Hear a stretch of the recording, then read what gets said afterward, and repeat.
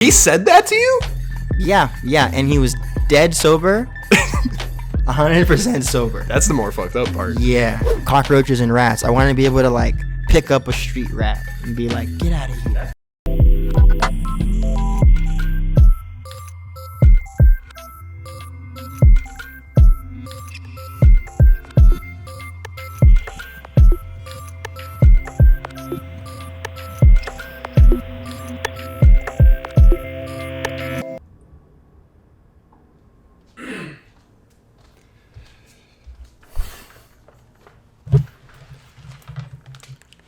Can I have you talking to the mic real quick? I'll be talking to the microphone real quick. Why do you... What? Why do you treat me this way?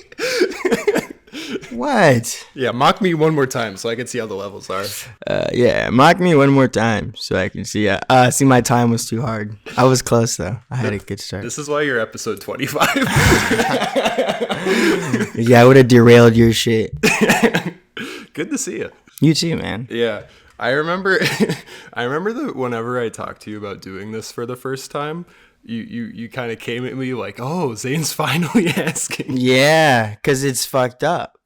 You've been doing a podcast for like 9 years. The thing about starting a podcast is you assume as soon as you announce that, no one wants you to talk to them. Yeah. The assumption is somebody's like, oh, miss me with that.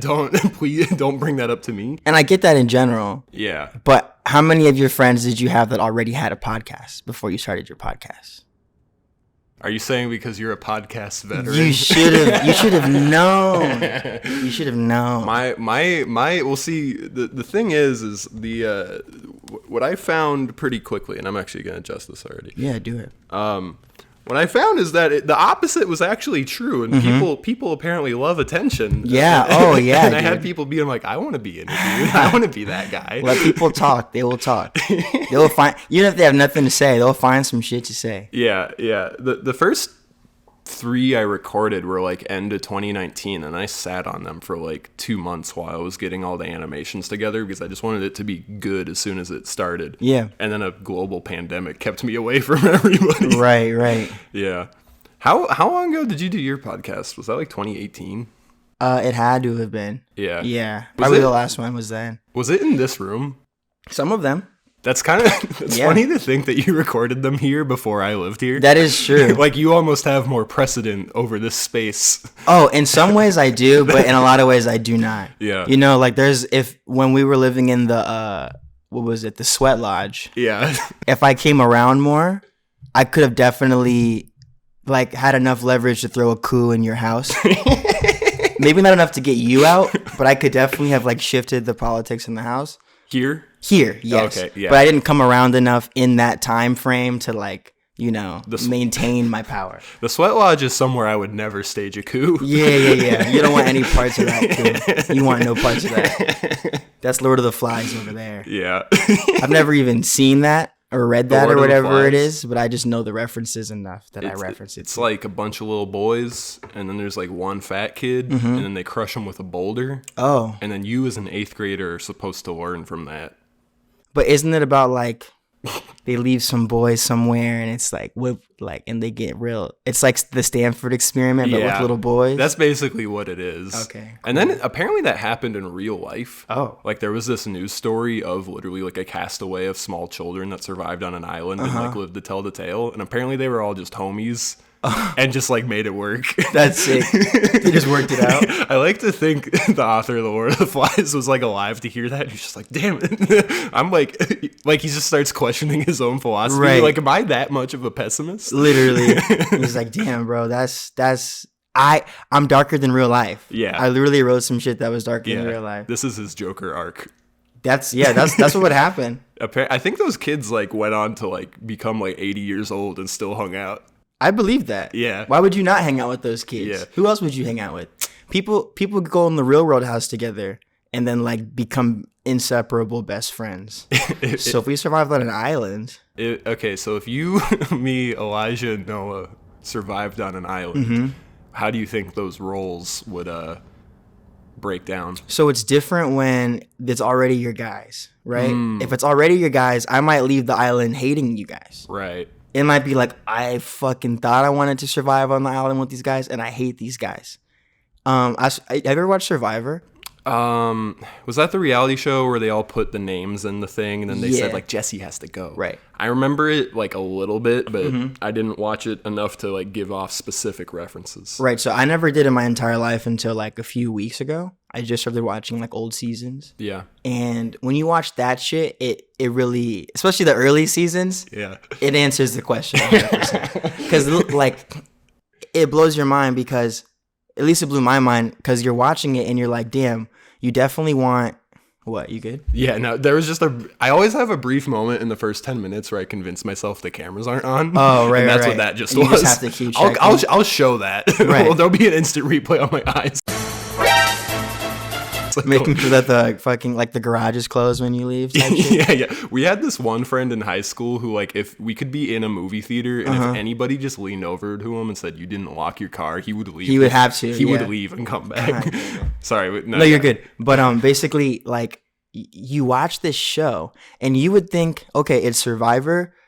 I'm not fucking a Boy Scout champion, so I probably want the best survivalist people here still, so that they can help me catch fish, or whatever, and tell me what to do. That's what I would think my role would be in it. Yeah. But when you watch this show, you have to vote people out because you want to be the last one there. So you end up like getting rid of the dude who is like the best for the island, and that dude thinks he's never gonna go home. So he gets this big ego and he starts walking around like, I catch all the fish. You know what I'm saying? Like he knows he's necessary. Yes. But he doesn't realize he has the biggest target on his head. Exactly. And I think even without the stakes of like $1 million or whatever, some shit like that would still go down. That's what happened in The Circle. Right. Everybody started sucking Joey's dick. Yeah. And he did actually win. So this kind of disproves our point a little bit. In the case of The Circle, for sure. Man, we were going to have a whole podcast for this. God, don't even get me started on The Circle. I believe Joey more than anyone. You know, Joey's dead ass. Chris is really almost all the original people that are still there are dead ass. Because The Circle's broken. Actually, let's fuck the Survivor. Let's go to The Circle. Yeah. Okay, here's my thing with The Circle.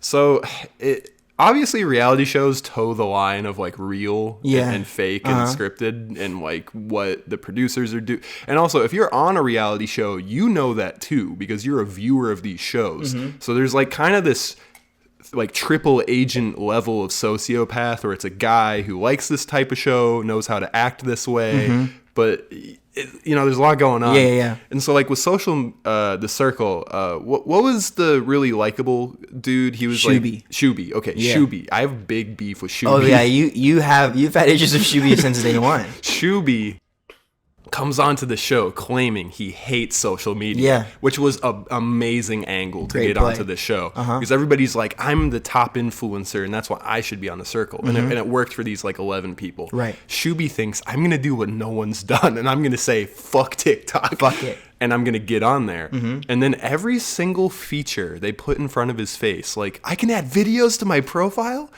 Shuby just ate it up. Yeah. He was like, wow, this is incredible. And it was as if he didn't know what social media was. Even what it was. He betrayed his own morals at every turn. And now he's a massive influencer. See, the lie was not that he didn't like social media or that he wasn't on it. It's that he sucked ass at it. That's what the truth was. So he like resented social media. He's like, I mean, what's the point? Like, I don't, like it was more disgruntled than like, I'm so smart that I spend my time doing other things. Yeah. His page was just weak, you know? So now that he has some sauce, if my mom made an Instagram tomorrow and then it blew up, she would be on Instagram every day. That's true. Because it's like, well, shit. Like, so I'm going to cut him a little bill for that just because I get like the end why you end up like that. But you're right. He was being dishonest. He was acting like he was like from space or some shit. And it's like, no, bro. They were all being dishonest, but Shuby, I thought, was the greatest sociopath of the entire show. You. Here's my beef with The Circle, right? Yeah. The show is pointless. So, like, as you know, I love reality television. Yeah. And lately what I've been doing is just comparing like how shows used to be to how they are now, and like what like the major differences are. You're like a film student, but reality shows. Probably. There should be. What's the app you guys use? Oh, Letterboxd. There should be that for reality TV shows, and I would be on there. So Letterboxd doesn't have TV shows on it, but there's ways that you can upload movies into the database really easy. So I just want to start sneakily doing that for shows and see if I get away with it. Right. Okay, but anyway, so my issue with The Circle and a lot of shows in general these days in reality TV is that they fucking don't care about how it ends. It's like that show Clickbait I was telling you about on Netflix, where it's not about the show being good. It's just about getting someone to fucking watch all of it. Just like stringing them along enough to just sit through it all. And because of that, the endings of shows don't matter. Like seeing the last episode when you see who wins The Circle doesn't even matter. I basically watched all of The Circle except for the last 2 episodes. It doesn't matter. And then when I felt dumb or behind, I just kind of skipped to the end. I'm like, oh, it's Joey. It's like, okay, cool, that's who wins. Like it doesn't, the last episode is the worst episode. And that's how Love Island is. That's how X on the Beach is. A lot of these shows that are like great, they're built to just like be entertaining on the way and then to just suck at the end. The reason why The Circle is the most egregious about it is because they pretend to be like a strategy competition game, but the way the voting works is essentially random. Because it's like everyone is just ranking everybody based on how they feel, and then it's just kind of being averaged out into the winner. Yeah. So like that's hardly gameable. You know what I'm saying? The thing with The Circle that's very odd to me is it's kind of a walking contradiction, because the premise is that you're supposed to convince everybody that you're the shit and that you're their favorite influencer. Yeah. Like it's basically they're telling everybody you want to be at the top of their pedestal, but to get there you got to put them on yours. Right. So it's this thing where they're all thinking they're being sneaky, like, yeah, I'm going to be slimy and act like I'm super cool so they love me. But then in the process they're taking what everybody else is saying at face value. Yeah. And I think I want to see like an honest reality show where people acknowledge that they're sociopaths on a reality show. Like The Circle would have been way more interesting to me if they were just cutting the bullshit and they're like, okay, I think this guy's saying this because he thinks that this person likes this shit. Right. You know, because that honest transparency would be like so seedy and like so good. Yeah. See, and like that would change it. It would make, and I think if you just ranked like your top 3 instead of ranking everybody or something like that, something where it's more like you have more direct control, like I talked to these people, it went well, therefore they get my vote, and boom, you know? If it was more cutthroat in the way that you said or something like that, then I think the stakes would be higher and the show would be better. But right now, it's just like a little vibey thing, you know? I see a lot of potential in the concept, but it's just not really like taking it as far as it should, I think. I kind of like to believe that The Circle takes place in the Black Mirror universe, and that's why it's shot in Britain. That's good. It's a reality show inside of another show. What do you think about Black Mirror? I haven't seen all of it because, so the first one I ever watched was the Daniel Kaluuya one, the episode 2, where he's like in the box. And that 15 Million Merits, I believe it's called. Yeah, that one's really freaking good. We actually watched that in class. Really? Yeah. What class was that? So I had a 3-hour class freshman year called Film, Sex, and Violence. And it was basically a show to talk about the ethics of using violence and sexuality in filmmaking, and like how far is too far, and can you get your point across without like triggering audiences, and if you are going to do that, like do you have a point, you know? So, and it was like a 3-hour class, so sometimes we would watch like a 1-hour thing and then still have so we watched that episode of Black Mirror. I never heard of the show. It was so good. And that's episode 2. So I went back and watched episode 1 where the prime minister fucks a pig. And it just made me feel like really bad inside. So like I've approached the rest of the show so cautiously. So I've only seen like 8 or so episodes from like all of the seasons, like variously. I don't know why they did that. That pig thing? Yeah. It made me feel so bad. I mean, not that the episode shouldn't exist. I don't really have an issue with it. It's the pilot. Why is that the pilot of the show? I have a hard time believing conceptually that was the first thing that they created for Black Mirror. Maybe that's true. Because it's also like loosely technology based. Dude. Yeah. That one is... It's really just the ethics of blackmailing. Yeah. They could have just tossed that into season 1 somewhere else and it would have been fine. Yeah. And you know, if it was Trump, he would like whoever the girl was that got like fucking kidnapped. Trump would just be like, "I wish her well." Yeah, something like, "Oh no, He's like, that's gross." I'm not doing that. Yeah, that's gross. He'd be like, "We're on it," and then it just wouldn't come up again. I mean, what would you fuck that pig? No, you wouldn't fuck that. I pig? don't negotiate with terrorists. Oh, you would, because so I'm like, I don't even negotiate. Or pigs. I'd fuck that pig To save that lady. You got to, man. Well, it's just like the first rule is that they're always bluffing. You know what I mean? Yeah, that's true. I guess there's no guarantee even. Yeah, there was no guarantee. But you're a hero, right? Like if you fuck that pig, even if it doesn't work out, everyone's like, that guy really fucked that pig. Well, okay, you're going to be an icon for a select group. Like QAnon is going to love you because they know that your like heart is on the sleeve. You don't think I'll win Gen Z over with that? You don't like think? in an ironic way. Sure. But that becomes real once I sell a t-shirt. There's so many layers to that. Come on, man. Once my Patreon gets going, I wouldn't make like the president with a Patreon? Right. Trump's kind of I would be out of office. Come on, they're not gonna... You think I'm gonna be on C-SPAN and they're gonna let me just get my shit off after that? Trump's basic, like, dude, he created his own social media, but he used like the Mastodon code, so it's already being like hacked, I guess. I think I just missed that. I kept seeing like vague headlines about it, but I never really like digged in enough. Well, I was off social media all of October. Like, that's like a thing I do every year. So there's a month where I miss like memes and news. Is that when it was? I think it was at the tail end, yeah. And like I somehow caught it. And so yeah, I don't know. Yeah, no, I think it is public already. So Trump basically announced like a social media type platform. But you're okay, so you're the one who told me about Mastodon a while ago. Yeah. So I looked at it originally as this like very low functioning Twitter. Apparently Mastodon is like also like some sort of like open source thing that other people can use. So like anyone can make a social media through this like this centralized thing. It's like a Discord with more functionality, basically. Yeah. So I think that's how Trump's team made it because they don't know anything. Exactly. So I think it's already been like infiltrated.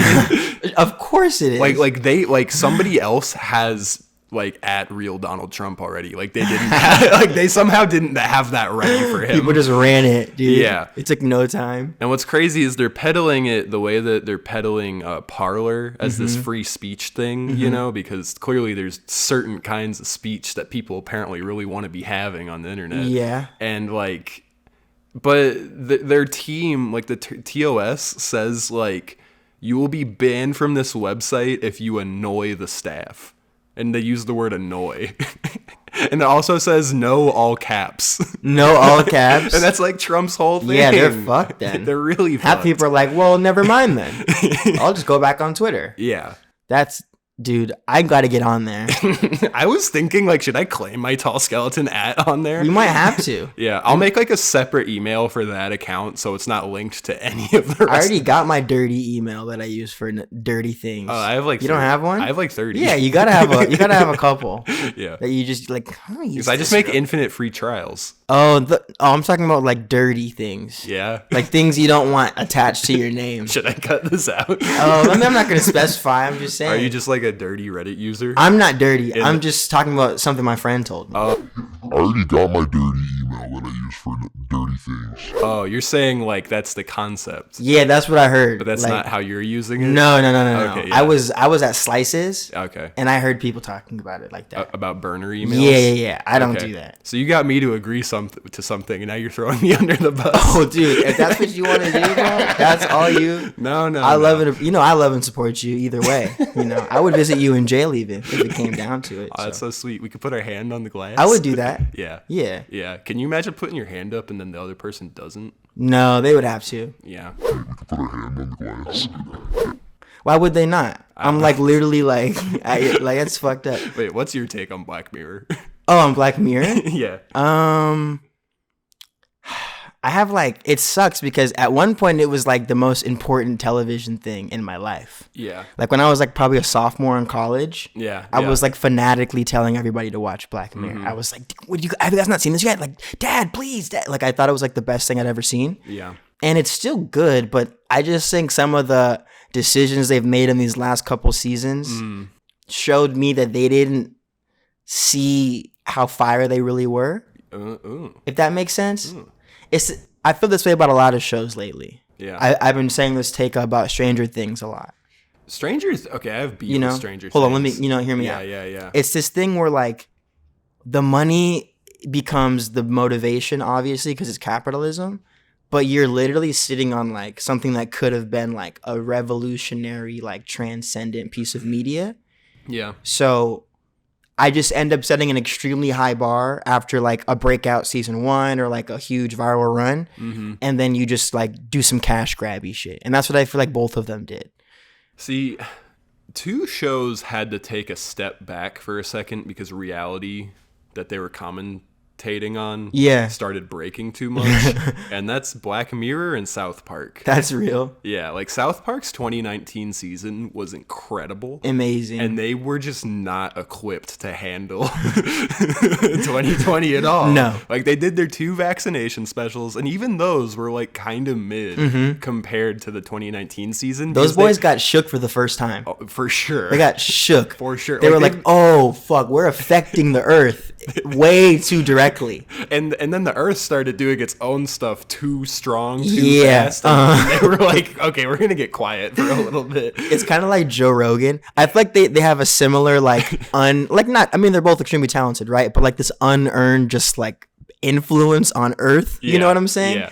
And I feel like the South Park guys are like terrified of that. Yeah. And are like, oh shit. Well, they started like affecting the Chinese like government. Yeah, it's like, okay. To an extent. They're like, all right, I actually like am all for the cause, but I don't want to die off this. And I think Joe Rogan's like, I guess I actually kind of am like godlike, you know? He does. I don't think he enjoys that at all, though. The weird anomaly about Joe is he couldn't have more so tried not to be what he is. Yeah. Because when he first started, he would get like so obscenely high that like it's unlistenable. Right. And on top of that, his like number 1 sponsor was Fleshlight.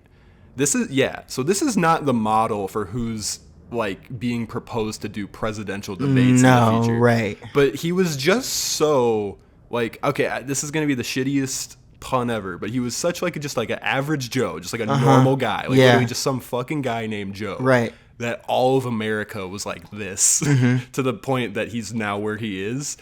It's pretty insane when you actually think about it like that. Yeah, and like it's been like confirmed to him that like the CIA and shit like listened to his show and stuff because he has on like Bernie Sanders and Alex Jones. Right. You know, and to like a dangerous point now. And anytime it comes up with him, he's always like, I did not ask for this. I'm just trying to talk shit. Dude, I don't understand. I don't know. I just think you don't get to do that.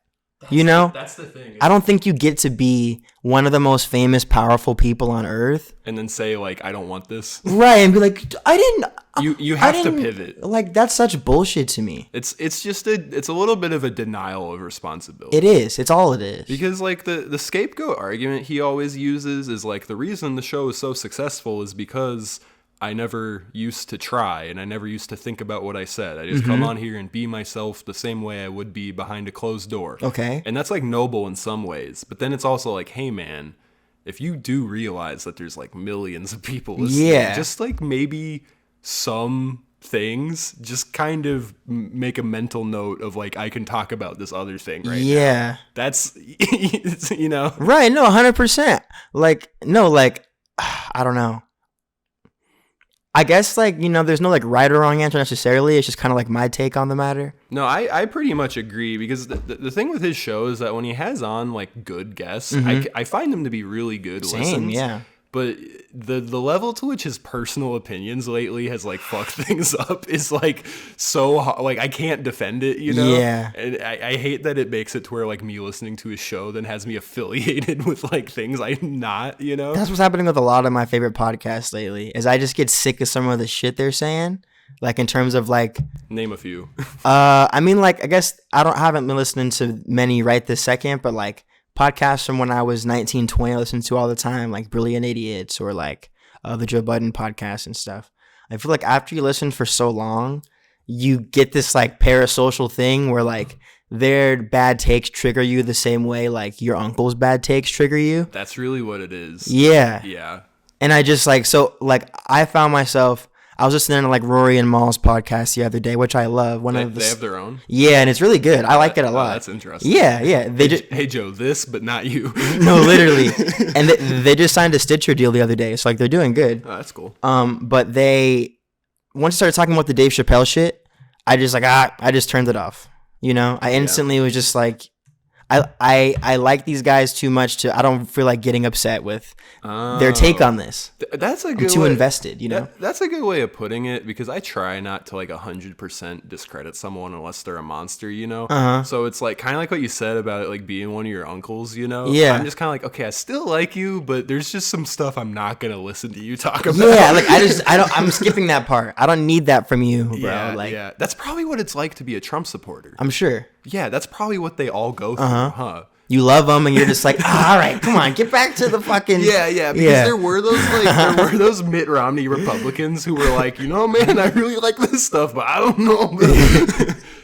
That's such a good point. The two podcasts you mentioned were the exact two I thought you were going to say. Of course, yeah. I never really was like a Joe Budden guy. The two interviews from him I listened to that I really liked were in 2018 with Pusha T and the one with Chance. Those are two good ones. Those are two amazing ones. He has some of the most iconic internet moments. Like, you can't take that away from him. If we're just talking about like hip hop media, he's had some of the most hilarious interviews he's walked out on. People walk out on him, arguments, like just he's like, you got to give. I always try to give people credit where it's due. Yeah, you know? no, me too. Can we talk about the Nori interview with Kanye? Yeah, dude, I still haven't finished it. I have to admit. Okay, I finished it. Yeah, bro, but that's.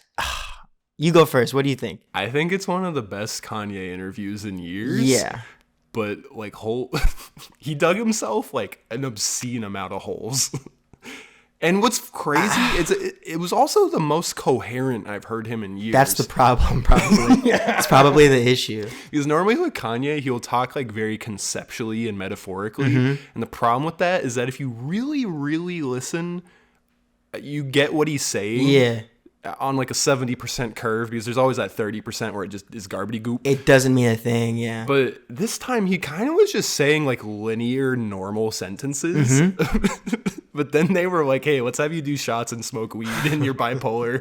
and like your girlfriend or your wife is hanging out with Pete Davidson. Yeah, and let's just ask you about all of it. And then I gotta know, have you listened to Drink Champs ever before that? No. Dude, so you like I loved it. I'll send you a few episodes.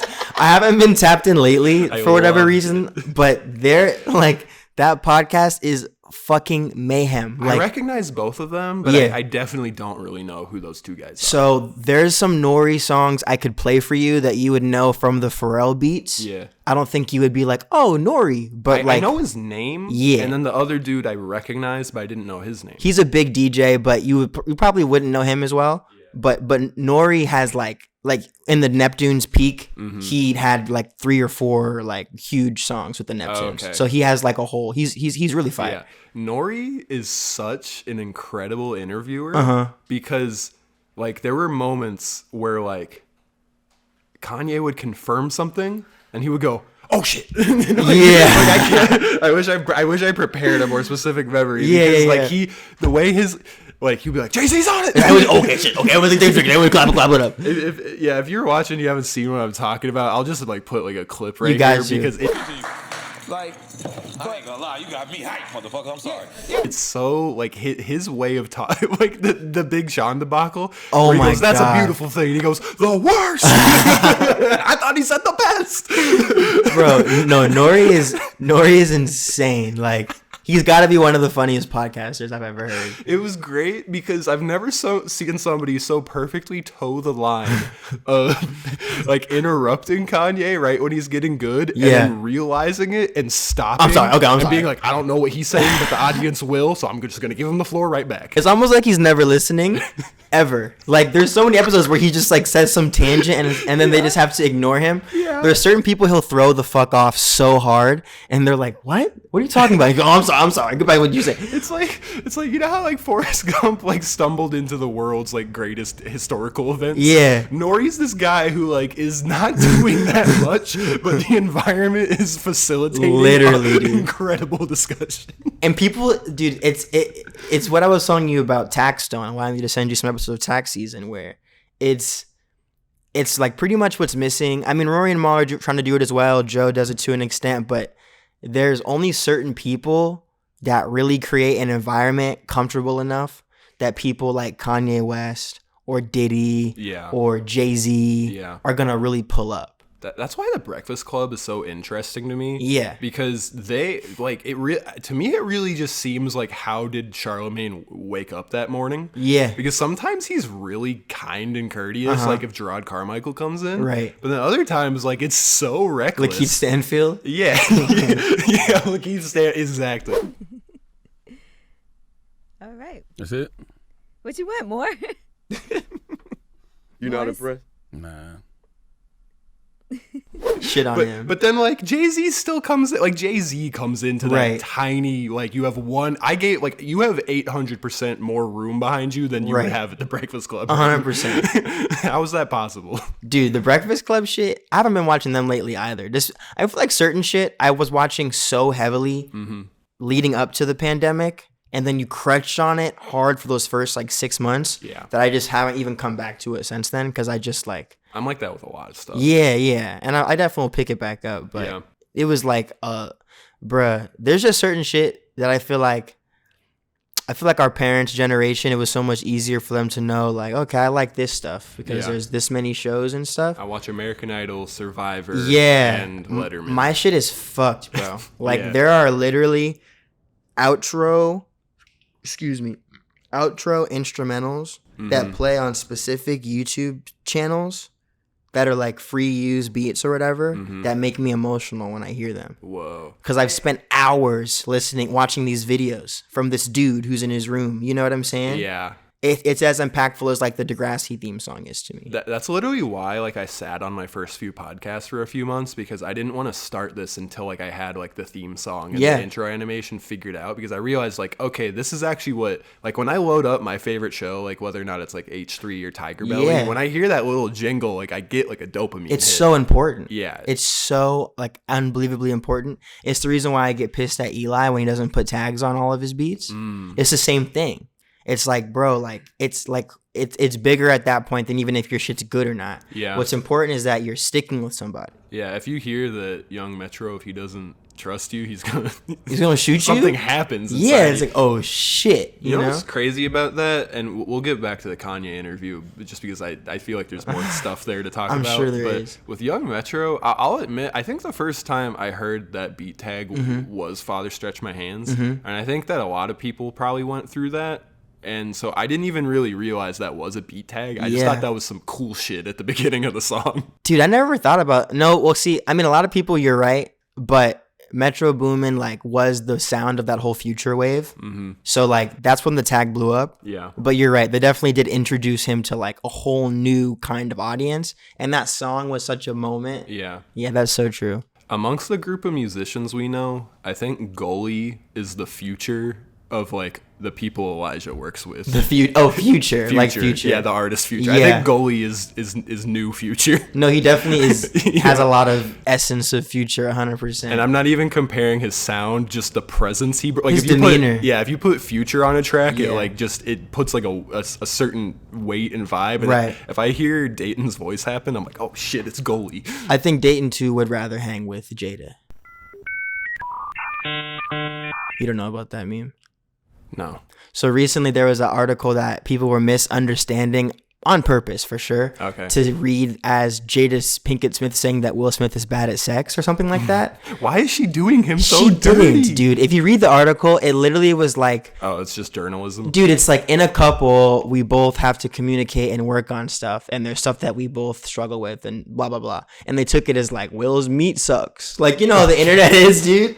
It was insane. And then somehow Future got involved. I don't even remember why. Yeah. And they said something about Will Smith and Future, and then he just said, "I'd rather hang with Jada."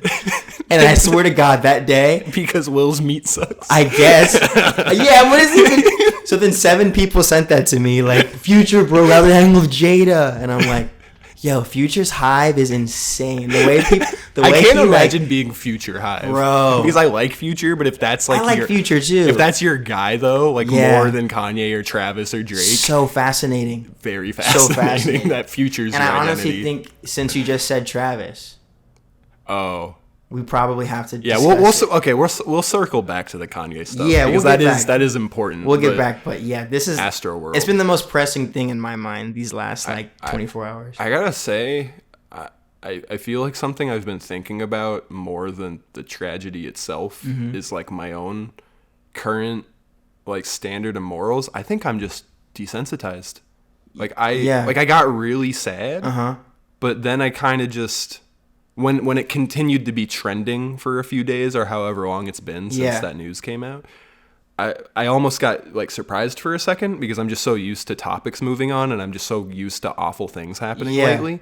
And I don't like that at all. Right. You were like, wow, this happened. And you were kind of anticipating stuff to just move on. So the more and more, I was just like looking at it, just the sadder I got because it's fucking horrible. For sure. No, I think this also has a lot to do with just COVID and just like how much death there's been going on and we've been seeing lately. Yeah. That I think it hits a point where it's just like, it kind of does take a little rattling to realize how much of a disaster this really was. Yeah. Like this isn't, I don't know. And it's such a weird thing to talk about, hard thing to talk about, because you keep seeing so many different point of views and way that people are trying to come at it. And I am in no position to say what way we should or shouldn't be coming at it. But it's just really, to me, it's just really insane to think about just like the fact that like some of these images and videos that were captured and that are being shared around and just like how viscerally this is all just like taking place in front of all of us. You know what I'm saying? Mm-hmm. That's the part that really is like, really blows my mind because it's just like, damn, bro, like I really am seeing videos and pictures of the people that died and then like the brother responding like, yo, this is my brother. You know what I mean? Yeah. Like that shit is like a new, I don't know. I've been making a video lately that'll probably be out soon where I'm kind of comparing the Yeezus era of Kanye to the Because the Internet era of Donald. And so I've been thinking a lot about Because the Internet and kind of what he was saying 10 years ago about like the implications of social media and how like we're desensitized and like the World Star lyrics where he says like nobody thinks about worst case, everybody just thinks 10K on the first day. Yeah. And like it is this really weird Wild West thing where people can like bully Chris Pratt to the point that he's depressed and having to go on a run. Yeah. Just as equally as somebody who just lost their brother at a music festival. Yeah. They're just replying to and it's weird. It's like everybody's in the same room. Yeah. Yes. And it's like and but then you also got to remember this room isn't real and everybody has to like go outside, like fucking like touch grass, make some money, get some food, make sure that you're healthy, make sure you have a good relationship with your family. Yeah. And those two things coexisting are just very weird. They almost don't coexist. It's almost like you do the one at the jeopardy of the other, you know? And I woke up this morning and deleted the apps for the first time in a while. I've been on social media heavy, I feel like, the last month at least. And I think this Astro World shit was like, yeah, like, I don't know, bro. It's just dark. It's the situation itself is so tragic and so dark. And then to see like almost like just where the dialogue is going and where everything is at, it's just really like, like, I don't know. It's just such a mess, you know? Well, see, like I said, I was just off social media for a month, and the only exception was like I on desktop would check like my DMs just to see if I had any business things, but I would try not to like hit the home button for sure. Go in there and like I was saying, like the big thing is I miss memes. Yeah. Not like I miss them emotionally, but I miss out on them. Yeah. The feeling of I'm doing something cool, so then I have the secondary feeling of I have to show people I'm doing something cool. That kind of goes away after like a week, honestly, and then you're just able to do cool stuff and just kind of absorb. And I think you absorb it more because you're not like extracting it. But then it's like the feeling of wanting to intake other people's like cool stuff or salacious stuff, like if it's news or whatever. That kind of goes away too, and it literally sort of feels like a toxin has like left your body, you know? It is, and it's one of these things where like with the Astro World stuff, like it is news and it is important. So like to an extent, I'm glad I know about it. Yeah. But it's also like if I just didn't know about it, like I would be happier right now. Like the whole ignorance is bliss thing. Sure. And it's weird because like not even that long ago, it was extremely normal for people to not know anything about politics. Right. But then there's the whole question of like, this is the real world and these things affect us. So it's like how, like, it's just the morality of it all is very odd. That's a great like philosophical point. I always wonder that myself. Like, is it, because one could say is it a privilege to be able to know about all of this stuff? Or is it a privilege to be able to tune this stuff out? You know what I'm saying? I think both. Right? So then at that point, what are you supposed to do? It's kind of a Schrodinger's box thing. Yeah. I think a big thing that I come back to a lot in life is that everything's about balance. Mm-hmm. And I even think some people who share that belief, they almost look at balance in a limited way. Mm-hmm. Because like I'll see really spiritual people, right? And they'll be like, okay, I'm praying to the moon tonight, I'm getting my crystals. Or I'll see other people, they're like manifestation folks. There's all the, there's some people who are like, yeah man, weed keeps me good. I have this really good regimen of CBD on my elbows on Tuesdays and whatever it is. Mm-hmm. But then all these people so they'll be like balanced like kinda in this one area, like okay, when I work a lot I'll relax. Mm-hmm. But then there's all this other stuff that they're not doing, whether or not it's like they're eating shitty or they never exercise or they sit around or they don't spend enough time with other people. So like balance is like this huge encompassing thing. Yeah. It's like, it's a little bit of a whole lot of important things like good sleep, blah, blah, blah. So when it comes to information intake, like the first 20 minutes and the last 20 minutes you're awake, your prefrontal cortex isn't even turned on, your ability to like problem solve and rationally make decisions. Like to me, like the first, and like you're all like delirious, if the first thing you're doing from being in a dream is like going on the internet and then you're seeing like 10 opinions about 10 different subjects, like your brain can't handle that. So like to me, it's like the first hour of the day is like a really good time to just like kind of load into your own shit. Yeah. Wash your face, brush your teeth, think about like what you have going on. And I guess the point I'm trying to make is it's like if you're intaking the news and whatnot, I think like looking at it and thinking about it and thinking about how you want it to affect your life, like what you're going to do, like maybe you don't let your kid go to a music festival, maybe that's the decision you reach. But if you're just doom scrolling for hours, like that's not productive, right? Like at all. Like if anything, it'll put you in a worse state of mind, and then you're less able to help these issues. Yeah, there was nothing I was gonna find. Yeah. When I was this morning looking through all the details and reading everything and, liking tweets I agree with and liking tweets that go at people I disagree with and all that shit. There's nothing to gain from it. It's just like it's just wasted energy, I think the most I've doom scrolled in modern, I don't know why I said modern, in recent time, in modern times. In the last 100 years. Yeah. Was the Insurrection. Uh-huh. Yeah, January 6th, that night, I could not stop. Yeah, that was crazy. I could not stop looking. That was a crazy day. Yeah. That was a crazy day. Yeah. That's facts. I want to talk about, so right now we're kind of talking about the implications of how we look at this news. I kind of want to talk to you about just Travis. Yeah. Like... as an artist or as like what happened? Okay, yeah, I'm like because I like the music because like what I heard is that people were begging the staff to like stop the show and then it kept going on.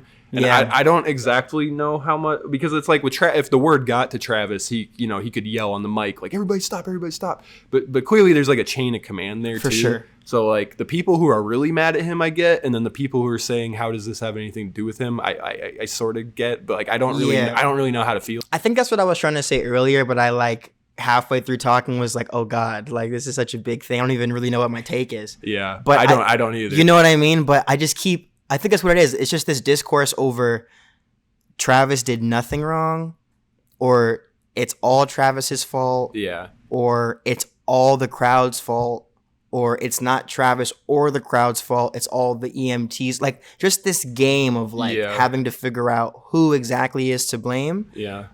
And I was in it at first. I'm like, what the fuck happened? And I get that we're all like mortified. Like what the fuck happened? Yeah. But then you realize like we're not even mourning. We're not even mourning. We're not even spreading their names. We're not even mourning. We're just focused on like who can we hang on the post for this? You know what I'm saying? And I get that feeling because it's just like, what the fuck, bro? Like this is supposed to be some fun shit. So to answer your question about Travis exactly, do I think it's his fault? No. Do I think he bears responsibility? Yeah. And I'll say a couple things about that before I let you go. Yeah. This is going to sound like a weird example. TanaCon. No, I was literally going to bring up like Fire Festival. Right. Exactly. You know? Exactly. So go ahead. The reason why I'm going to go TanaCon specifically is it's branded as a Tana Monjo event, right? Yeah. Mongo, whatever it is. she is. Tana events. You know what I'm saying? Yeah. It's one thing if this happened at Lollapalooza. This happened at Travis Scott Day. You know what I'm saying? So even though he obviously wasn't the guy like penciling how much security do we need? You know what I'm saying? It's Travis Scott Day. So there's responsibility that makes it to you just on some like, okay, well, this shit is your brand. So if you're saying, well, I mean, it's not really mine, then why should we trust you type shit, right? So he has to wear some of that. The same way, I keep tying a bunch of shit in, same way Alec Baldwin has to wear that regardless of what happened. Because it's his production, it's his shit, you know. It's one thing if he just pulled up to do a scene and they handed it to him and it happened, right? Yeah. But this is his thing, so there's some oversight that comes in there. With Alec, was he like the producer or something? It's like that? He's like an executive producer or something like that. Okay, he's not like the sole guy, Yeah. But he wears a hat more than just being a dude who's acting in the movie. Yeah, like he wasn't the prop master, but he's like, yeah. Okay. That's, you know what I'm saying? Yeah. And obviously those are two different things, but that's the point I'm making is from that level alone, regardless of, even in a scenario where Travis has absolutely no idea, he has terrible eyesight, there's smoke everywhere so he can't see, it's such a huge crowd he can't tell, whatever excuses you have to make, even in that scenario, he's got to wear some of that. Yeah. And the reason why I have to give him a little more than just that, unfortunately, it's not just his fault, obviously. I think all the other shit's obvious, right? Like the EMT should know what they're doing. There should be enough security. The VIP shouldn't be able to break in like that. People shouldn't be able to break in like that. If they did, something should have been stopped way before Travis. Like, there's so many other things that has to happen before we get to blaming Travis. Yeah. But where I do think we have to give him some responsibility is like, the only reason why he wouldn't think that the medics and stuff being there is a big deal is because his kinds of shows and that environment, it's regular for people to pass out and have to be fucking lifted out of that shit. Yeah. And on some level, not that it's your fault, but that you cultivate that environment, you know? Whether intentional or not. Sorry, that's all. No, you're good. When I went to Fogna, so like all I was thinking about was like, what if that happened, you know? And one of the people who passed away was like 27, older than I am now and older than I was when I was there. So I was just like, okay, that technically could have happened to me, which is really fucking scary. Yeah. And it, like, all I could think about was like, oh, if I was a parent, like, am I going to be a more strict parent than mine were? And like, be like, you can't go to concerts because this thing happened when I was in my 20s. And it's like, that's where I started thinking about Fire Festival, because I was like, well, why did it happen here and not there? And then you start reading like they weren't equipped to handle this, blah, blah, blah. And then but it's like, that's also like a thing you can't research when looking into like going to an event. You just assume that events are these perfectly thought out things. Yeah. It's Live Nation. That's a fucking $1 billion event company. You know? Yeah. And like, see, when I went to Fogna, the first person like we walked up to who was just mid-set was Playboi Carti. And when Playboy was on, like, he was like, mosh pit. Yeah. And like, so adamant. Yeah. And then who follows Playboi Carti but little old Jaden Smith? He's icon living out there. Yeah. And Tyler was up there watching, and Jaden was pulling these shenanigans of like, Tyler, when are we going to tell them you're my boyfriend? And like all this stuff. Yeah. And he was being all anxious, like, I will not go on and continue to perform until I get a hug. And like, he just stood there and like a girl like hugged his royalty ass. What the fuck? And I remember though, there were these things where he was going like, y'all, the fire marshal's telling me things in my ear. You guys really got to settle down. You got to settle down. Yeah. The fire marshal is gonna set it, you know. And then so like that happened, and I saw what it looked like for like a fire marshal to tell that's real Jaden Smith get their asses in line, and it worked because it was Jaden. And then the next day, right after Earl went on, Brockhampton came out. Cool. And we were planning on dipping that to go see Kids See Ghosts. But Brockhampton was where the food was at, so we were going to eat some burgers, watch Earl, and it was great. And so we were watching like the first few songs of Brockhampton, and a speaker like exploded, and it was like on fire. And so then everybody just started stampeding to Oh, Kids See hell Ghosts. no. And me and Sadia were like in the stampede. Yeah. And like we were fine, but like that happened. Yeah. And like, so I've just been thinking about that. And Maybe someone wasn't fine.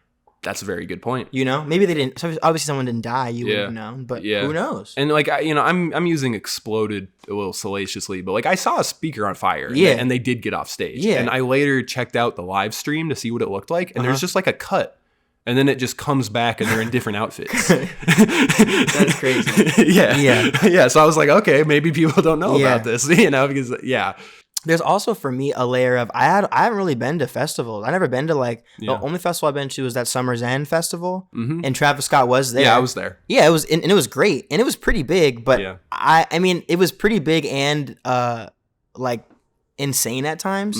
But I think I was like 20 and like happy to see Kanye West and shit. So I wasn't thinking about it in like a dangerous kind of way. And that was definitely a fraction of the size of what Astroworld was or what a lot of these other festivals are. Yeah. I feel like I don't know, dude, because this doesn't happen anywhere else, right? Like this happens. It's not like this is the first time it's ever happened in history, but this isn't just like some regular thing.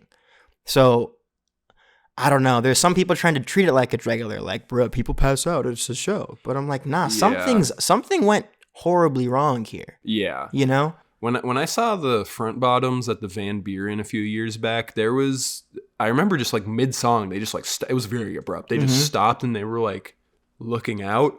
And I'm like looking around, and then like I thought like a mosh pit was happening, but really what happening was people were backing away. And then all of a sudden, there's just this girl on the floor, like in a circle of space, and like like the bouncers just running and taking her, running off with her. And I remember like the singer was just like looking, and he was just like, "Is she?" It was like a very odd moment for them, clearly. Yeah. And then like after like a handful of beats, they're like, "Okay, Godspeed," and like they just kind of restarted the song. Yeah, dude. But like that sort of reaction was so good. Of course, yeah. And it's just like people. I don't know. It's weird. And I could never imagine that same situation, but 100,000 people or however many people that is. I could never honestly imagine that. But I do think that if you are the guy, and I don't perform this way. So like I said, another thing I don't fucking know shit about. But if you are like the rage, like mosh, like chaos guy, I think you should also have like the biggest security budget and like the biggest medical budget, and it should be built into your shows, like safety checks every this often. And, and maybe that's a way that he'll change. Maybe in the future it'll be a part of the show. Like, yo, we need to make sure everything's cool after every song. Like, and that doesn't have to be lame. Yeah, that doesn't have to be lame. Well, you know who does that really well is Run the Jewels. Really? Because so you were at the same show as me, and if you remember, around like their second or so song, Run the Jewels show at the Marquee. I don't think I've seen Run the Jewels. Have I? I thought you told me you were there, but maybe you weren't. I saw them at the Marquee back in like 2016 or so. I don't think I've seen Run the Jewels. Okay, somebody else, but probably Josh. Josh is probably there. Yeah, so they like walk out to "We Are the Champions" by Queen, and then when it ends, they're like, "We're gonna burn this motherfucker down," and they're like, "Run the Jewels fat." But then as soon as that's done, like Killer Mike is like, "Okay, y'all, for real though," he's like, "Here's what's gonna happen tonight. We're gonna give a little tutorial right now." He's like, "If you see somebody fall down, pick them back up. If you see somebody that looks a little wobbly, don't push them." And like they like give this how to not kill each other tutorial. Yeah. And it's like very like, and it's like funny and it's like kind of, and it's cool. Literally. It's like, that's why it's like, I don't know, like if Tony Hawk like makes wearing a helmet cool, I fuck with that. Because safety can be cool. Because it's like, I feel like we're in this culture now where like we find a way to make anything swag. Like we'll either go like the nerdy thing is swag in an ironic way and we all just agree together, or we become this like fuck that kind of vibe. Right. And it's like we kind of have the ability to vote either way. So that's where it's like I kind of dig when people make like safety and stuff like cool because I'm like, listen, this is definitely for the greater good. For sure. And it is achievable. We can get our little joke off and we're still like not being awful. Yeah. What's because I think we said all we can really say. It's a fucking tragedy. Like, really rest in peace to everybody that passed. And instead over 100 people got injured. Maybe even, that might even be a low number. Yeah.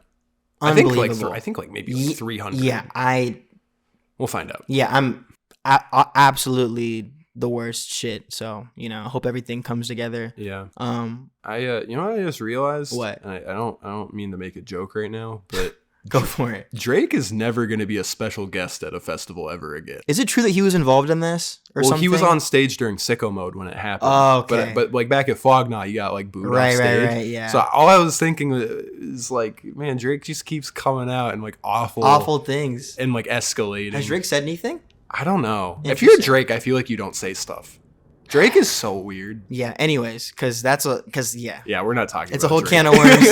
at least not in the context of this situation. Yeah, no. I do want to ask you though, what's some real funny shit you've seen at a concert, like on a lighter note? Oh, that's great. Like what's something? Well, for one thing, Run the Jewels brought like some like 5-year-olds out on stage because like some dad was just there like at the barricade with like and like this little, it was like these 2 little white kids and like the girl was wearing like overalls and like a backwards hat and she knew every fucking word. She was like fucking. That's so hard. Yeah, no, it was very sick and like he was just like running in place with them. It was so cute. Funny stuff happens at concerts. For sure. That's why I asked, because like that made me think, because I don't know, dude. Concert's such a happy place in my head. Yeah. So to imagine like yeah passing out one is so awful. But I remember seeing Gambino at the venue of Scottsdale. I think I was there. Yeah. With Danny Brown, right? Yeah. Uh-huh. He played You See Me, which is that song where the hook is just like about like Asian girls. Yep. And I remember this overweight like Asian dude started crowd surfing and it was like clearly his favorite song. And I see him coming from behind me. No. I duck and he goes over me and like nearly like decapitates my friend in front of me. He could have killed you if you ducked, bro. That wasn't the play. I wound up looking up the concert on YouTube. And you saw it? Somebody filmed the whole thing No. and you kind of see it go down. Oh my God. I'll try to find it. I've never watched footage of concerts I was at to see if you can like see a grainy 16-year-old me. When I was 15, I was like very like, this was the greatest experience of my life. Oh yeah, dude. Yeah. Oh man, no, that show. Okay, a funny thing at that show was Danny Brown's set. I think it was my first time realizing that like artists are shit-faced when they perform a lot of times. He was holding like an empty handle. Yeah, and I think I was 16 or 17, like, so I never really thought about it. But I was like, oh, this might be the first like on drugs adult I've been around in my life, you know? Yeah. And he literally came out, like I said, we're in Scottsdale. And he keeps on going, "What's up, Tucson?" Yeah. And at first, everyone was like, "Woo!" They must have had a show in Tucson the day before or something. Yeah. But by the end of it, they're booing him like, "Yo, we're not fucking Tucson." Yeah, Scottsdale does not want to be called Tucson. And Triple X was something I had vaguely knew about before then, but he wasn't like a household name. Yeah, no. He was like an underground, like up and coming, like vibe, you know, at the time. So people weren't there for him, really. You know, he had his people, but really they were there like, who the fuck is this guy calling us Tucson, you know? And I remember at one point there was this heavyset dude, hopefully not the same dude, because that'd be hilarious. But he was just like booing or yelling at Danny Brown or something. And Danny Brown just stares at him and goes, "Yo, fuck you." And you can tell he's looking at him. That guy was to my right. Yeah, and we're all like, oh shit. And it was personal. And then he starts rapping the second verse of Adderall Admiral at him. But none of us knew the song except for a few people. Yeah. So we think he's just like flaming this guy for no reason. He just goes, "You softer than Flanders, son." And we all go, "Oh, don't make me put hands on, son." Jump niggas like, "Fuck 1-on-1." And we're all like, "Oh no." Like it was literally one of the most hype moments of my life. Won the entire crowd over. From that moment on, we were Tucson. You know what? We were Tucson from that moment on. Honestly, one of my favorite funny concert stories is you. Me? Yeah. Oh God, what show? So at the Sunroom, when you came out and you were like, I don't remember how you started it, but you were just improvising some shit. And the last thing, and everybody was going, Oh, the black-owned businesses? Yeah, you went black-owned businesses. What else? And you went naps on Christmas. And you like perfectly just went. Black-owned businesses. What else? Black kids and shit. What else? Naps on Christmas. Naps on Christmas. I was very drunk. Oh, I know. God, that was so fun. The sunroom shows were a blast, man. Yeah. You know what's crazy is that house still has the big electric guitar in the front yard. Yeah. But I think it's just some suburban family Someone living lives in in there. I talked to those dudes, so we're trying to find out whose house it is. If there's someone in the world, if you're listening to this, you're some Gen Z kid, Yeah. and you have some nice house with you and your friends. Like, let us make a vibe out of your living room. The only way I would ever let a concert happen in this living room is if it was like a limited thing. Everybody has to sit down, and it was like a MTV Unplugged kind of vibe. Yeah. Like I don't want anybody scuffing around the hardwood. A tiny desk. Yeah. Tiny desk concerts only Yeah. in this space. This is a tiny deskable room. Yeah. Speaking of which, how about Nori saying he invented Googleable?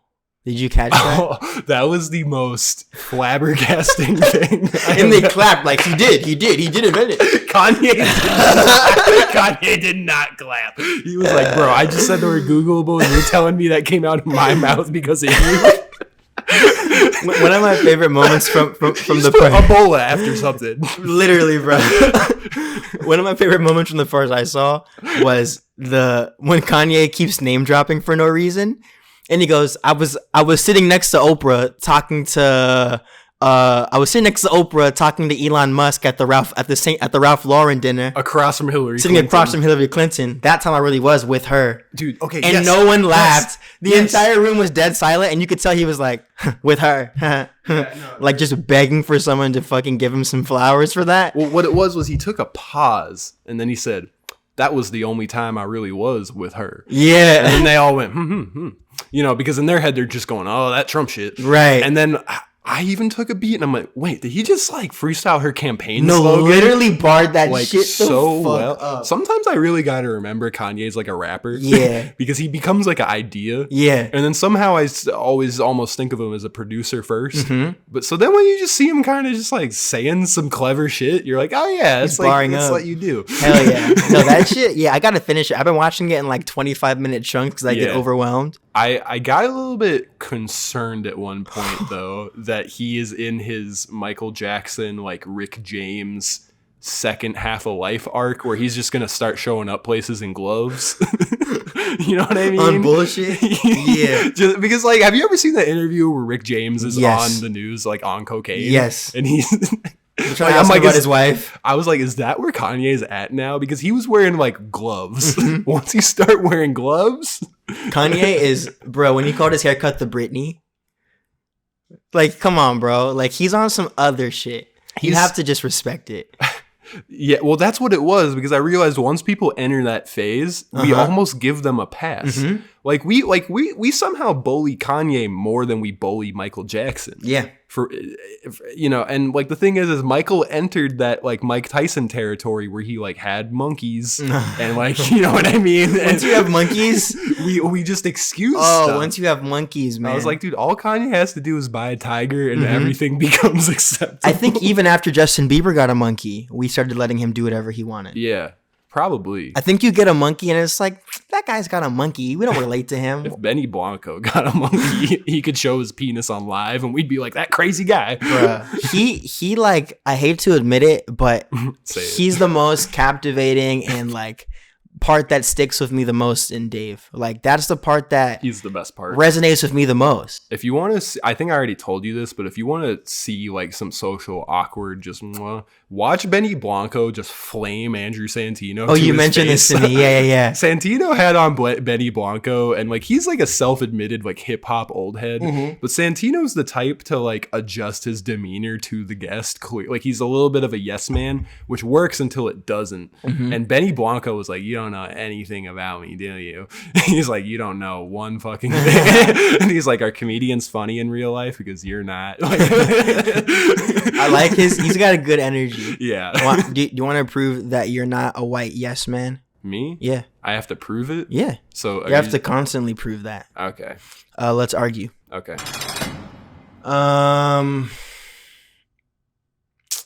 Fuck. What are you gonna disagree with just on face value? I feel like we disagree about stuff all the time. Yeah, but we don't try to. We just like end up there. I'm Yeah, trying to think what I just know that you just feel. I think that like You're just gonna say like, oh, Bill Cosby's innocent, and I have to go, no, Jay, no, he's not. I think objectively, the hard R should be fair game For who? for everyone, What? including you. No. No, you don't think so? You know what's crazy about that is Donald and Tyler were telling white kids that in the 2010s. Dude, And it affected a whole generation. dude, that's a funny thing, man. It's a really funny thing because, and I love Tyler, obviously. Like, I obviously love Tyler, but when I always hold him accountable for that. Obviously, he was like he's my sister's age, so he's 5 years older than me. I was 15 and he was 20, so he's not like someone you should really be listening to their decisions. Yeah. But I have to admit, I was walking around a predominantly white high school, Yeah. letting my white friends get wild shit off because I was under the school of thought that if I didn't let it outwardly bother me, it meant I was like an evolved Negro. Like, that's literally the way I was behaving. And maybe that's not what he was trying to say, but that's the way you know what I mean? Yeah. Interpreted it. What's interesting about that is I don't really know the illegal civ guys like super well, like watching their stuff, but like I watched this one clip of them where they were all having a conversation, and the Asian dude in illegal civ, like they were talking about how he used to say it. And Yeah. there were members in the group being like, yeah, man, when I met you, I was like, who's this Asian kid saying the N-word to my face? Like, it's cool. And it's this thing where like, even if you had black friends in the 2010s who like kind of let that fly, Yeah. there's like all these other people in the world. You know what I mean? It's like Dude, people get kind of insulated. I have such a good tangent off that. Yeah. Are you on the Channel 5 Patreon? Oh, yeah. So did you watch the Chet twins? The Huff twins and Chet. Yeah. Is it Huff? Hoff. The Hoff twins Hoff and the twins. Chet Hanks interview And that he just dropped. And Island Boys. It pops in at the end. Yes. Bro, Incredible. their little discourse about the N-word usage was profound. It was so good. It was literally like, Yeah. because Chet Hanks was like, yeah, I like exactly what you just said. He was like, I grew up in this space where, I was hanging around these people where at that time I felt like I could use it. And around them I was using it. And I now understand that shit's not for me. Yeah. And he's like, and for y'all, it's different. And that's an argument to be had, right? Yeah. But the distinction he's making is valid. I don't think that's like a stupid, ignorant take, you know, even as a black person. Like, you know, I don't know. The N-word is just a funny thing. Sorry. No, I don't mean to interrupt you on the N-word. Yeah, what the fuck? politics. Bro? Yeah. What's your N-word? Well, here's where I'm going. No, like for me, I feel like I obviously don't love hearing non-black people say it, and that doesn't mean just white people, just non-black people say it. Yeah. But this is like half a joke and half real. This is my take. If I was doing stand-up, here's what I would say. Yeah. If you would kill me to say it, you can say it. I'm not saying I'm gonna fight for my life for like to defend the N-word. I see what. You get what I'm saying? Yeah. Like if you're so about it that you would like come for my life over the N-word, you got it. Donald Glover had that one bit where he's like the one guy who could say it is Charlie Sheen because he just gave it to her so good. Oh my god. With the Hoff twins, it was interesting with them because like what Chet was like given to them. I don't know if it was for Chet to give, but they were basically like arguing like, you guys are from here, you're actually about this. These are the people who know you, blah blah blah.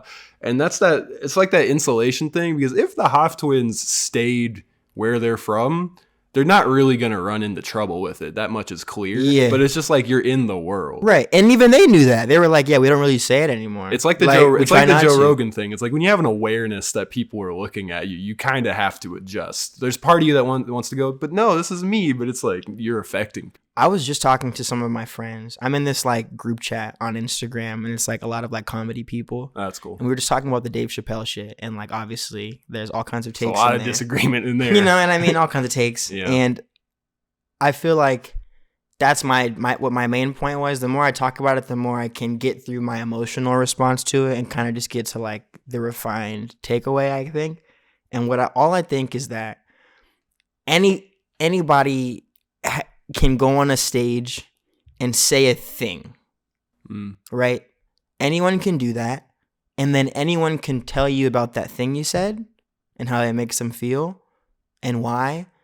And I don't think anybody is above that kind of feedback and that kind of criticism.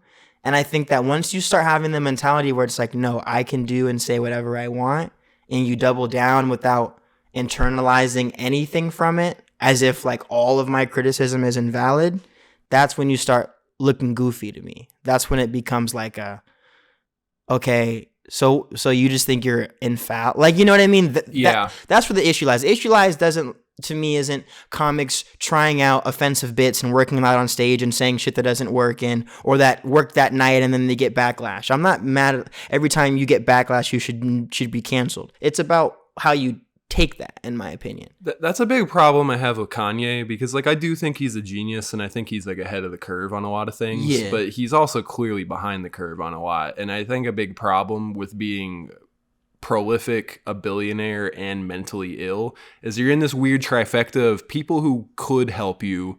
It's going to be socially hard to get through to you. You're surrounded by yes men. Yeah. And also it's like, in terms of delusions of grandeur, you are this prolific guy. So if you're like having a manic episode where you're like, I'm a god, it's like he's proved he is in some extent. And the thing with him and criticism is when the TMZ issue happened and that one dude like fatefully stood up and like said that guy was awesome, honestly. Because that's going to be one of those moments in like entertainment history where it's like, here's what it looks like for a normal guy to just say some shit when you're not like supposed to, because they might get fired. They fired him, by the way. Oh, they did? Yep. Not for that, but like he was disagreeing with that main white dude that runs it. That's interesting. Yeah. Well, with this, like the thing with Kanye is I think that he believes that he's infallible unless he discovers on his own that he has a problem. Like he's the one to be like, oh, I've realized recently that if I'm like secular or whatever, like I shouldn't be saying curses anymore, so I'm gonna do that for Jesus.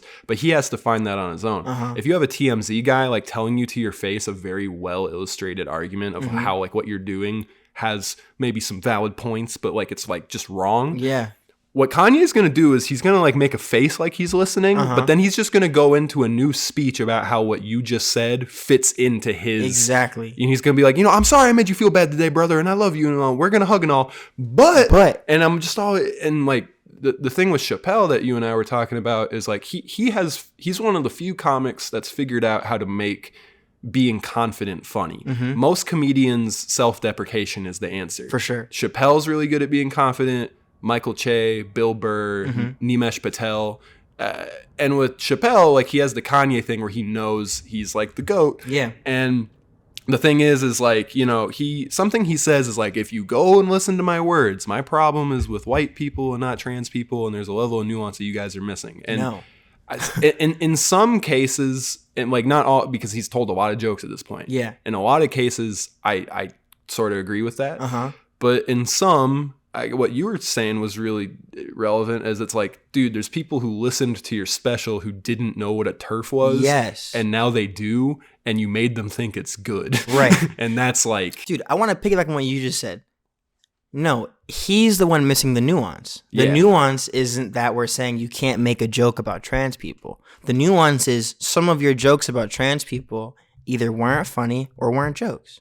Yeah. That's it. We're not saying all of them weren't. Some of the observations are funny. Yeah. The observation about like, oh, you get in more trouble for this than the baby this, like that's a valid observation. Yeah. That's not like that's not homophobic to make that observation, right?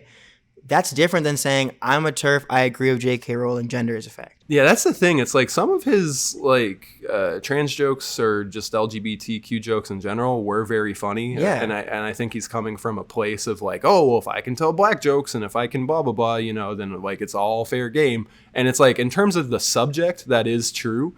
But it's like, it's just the more you do, the higher chance that 100% of them miss. Exactly. The same way, like if a white comedian did a bunch of black jokes, there, like there's people like Louis or like Bill Burr who probably can do some funny black jokes. Yeah. But then it's like just the more they keep doing it, the more there's going to be a chance that one of them kind of missed the mark. And that's what Dave, I feel like, is not totally getting. And I feel like there's jokes missing the mark. There's tasteless jokes, offensive jokes, whatever. That's one thing. That's a conversation, right? But then there's just like, intentionally or not, just like spreading transphobic rhetoric, right? Yeah. And that's not the same thing. Like, if you disagree with like Louis' N-word joke, for example, that's like a conversation about like, why is this white dude saying the N-word? But it's not like it's increasing the likelihood of a black person to be murdered. You know what I'm saying? Yeah. And to me, I think that's where the distinction lies. And I think just where people are getting so thrown off on this whole trans thing is that it's like you said, like people, Dave Chappelle specifically is pretending that trans people means white people. Yeah. And like in his head, the trans community is like some blue-haired trans person who's like in college who doesn't even listen to Dave Chappelle. I don't mean to interrupt you, but Yeah. I am so sick of these edgy comedians. I'm not even gonna call them Republicans because a lot of them are just Democrats that are just a little bit more nuanced than like ultra woke Twitter users. Yeah. I'm so tired of these like edgy comedians referring to like woke people as blue-haired people. Yeah. Not from an offensive thing, but I'm more so offended as it's just lazy joke It's writing. lazy. Because once you hear so many people use the same thing, Yeah. you gotta stop. Because I went and saw Annie Letterman, and her set was really good, and Josh Potter opened, and he was really funny too. But there was this one part in his set where he's like, "Oh, I offended some blue-haired people." And I'm like, dude, I've heard so like if Ben Shapiro and Steven Crowder are saying that, and this comedian at this open mic are saying that, It's you need a new one, Right. You need a new one. So his jokes where he's talking about white LGBT people, that's still like sure, I get what he's trying to do there. I get what he's going for there. The issue that you're doing there is the collateral. It's like you're shooting at all these white queer people and you're sniping black people on the way there. You know what I'm saying? Yeah. Like they're caught in the crossfire.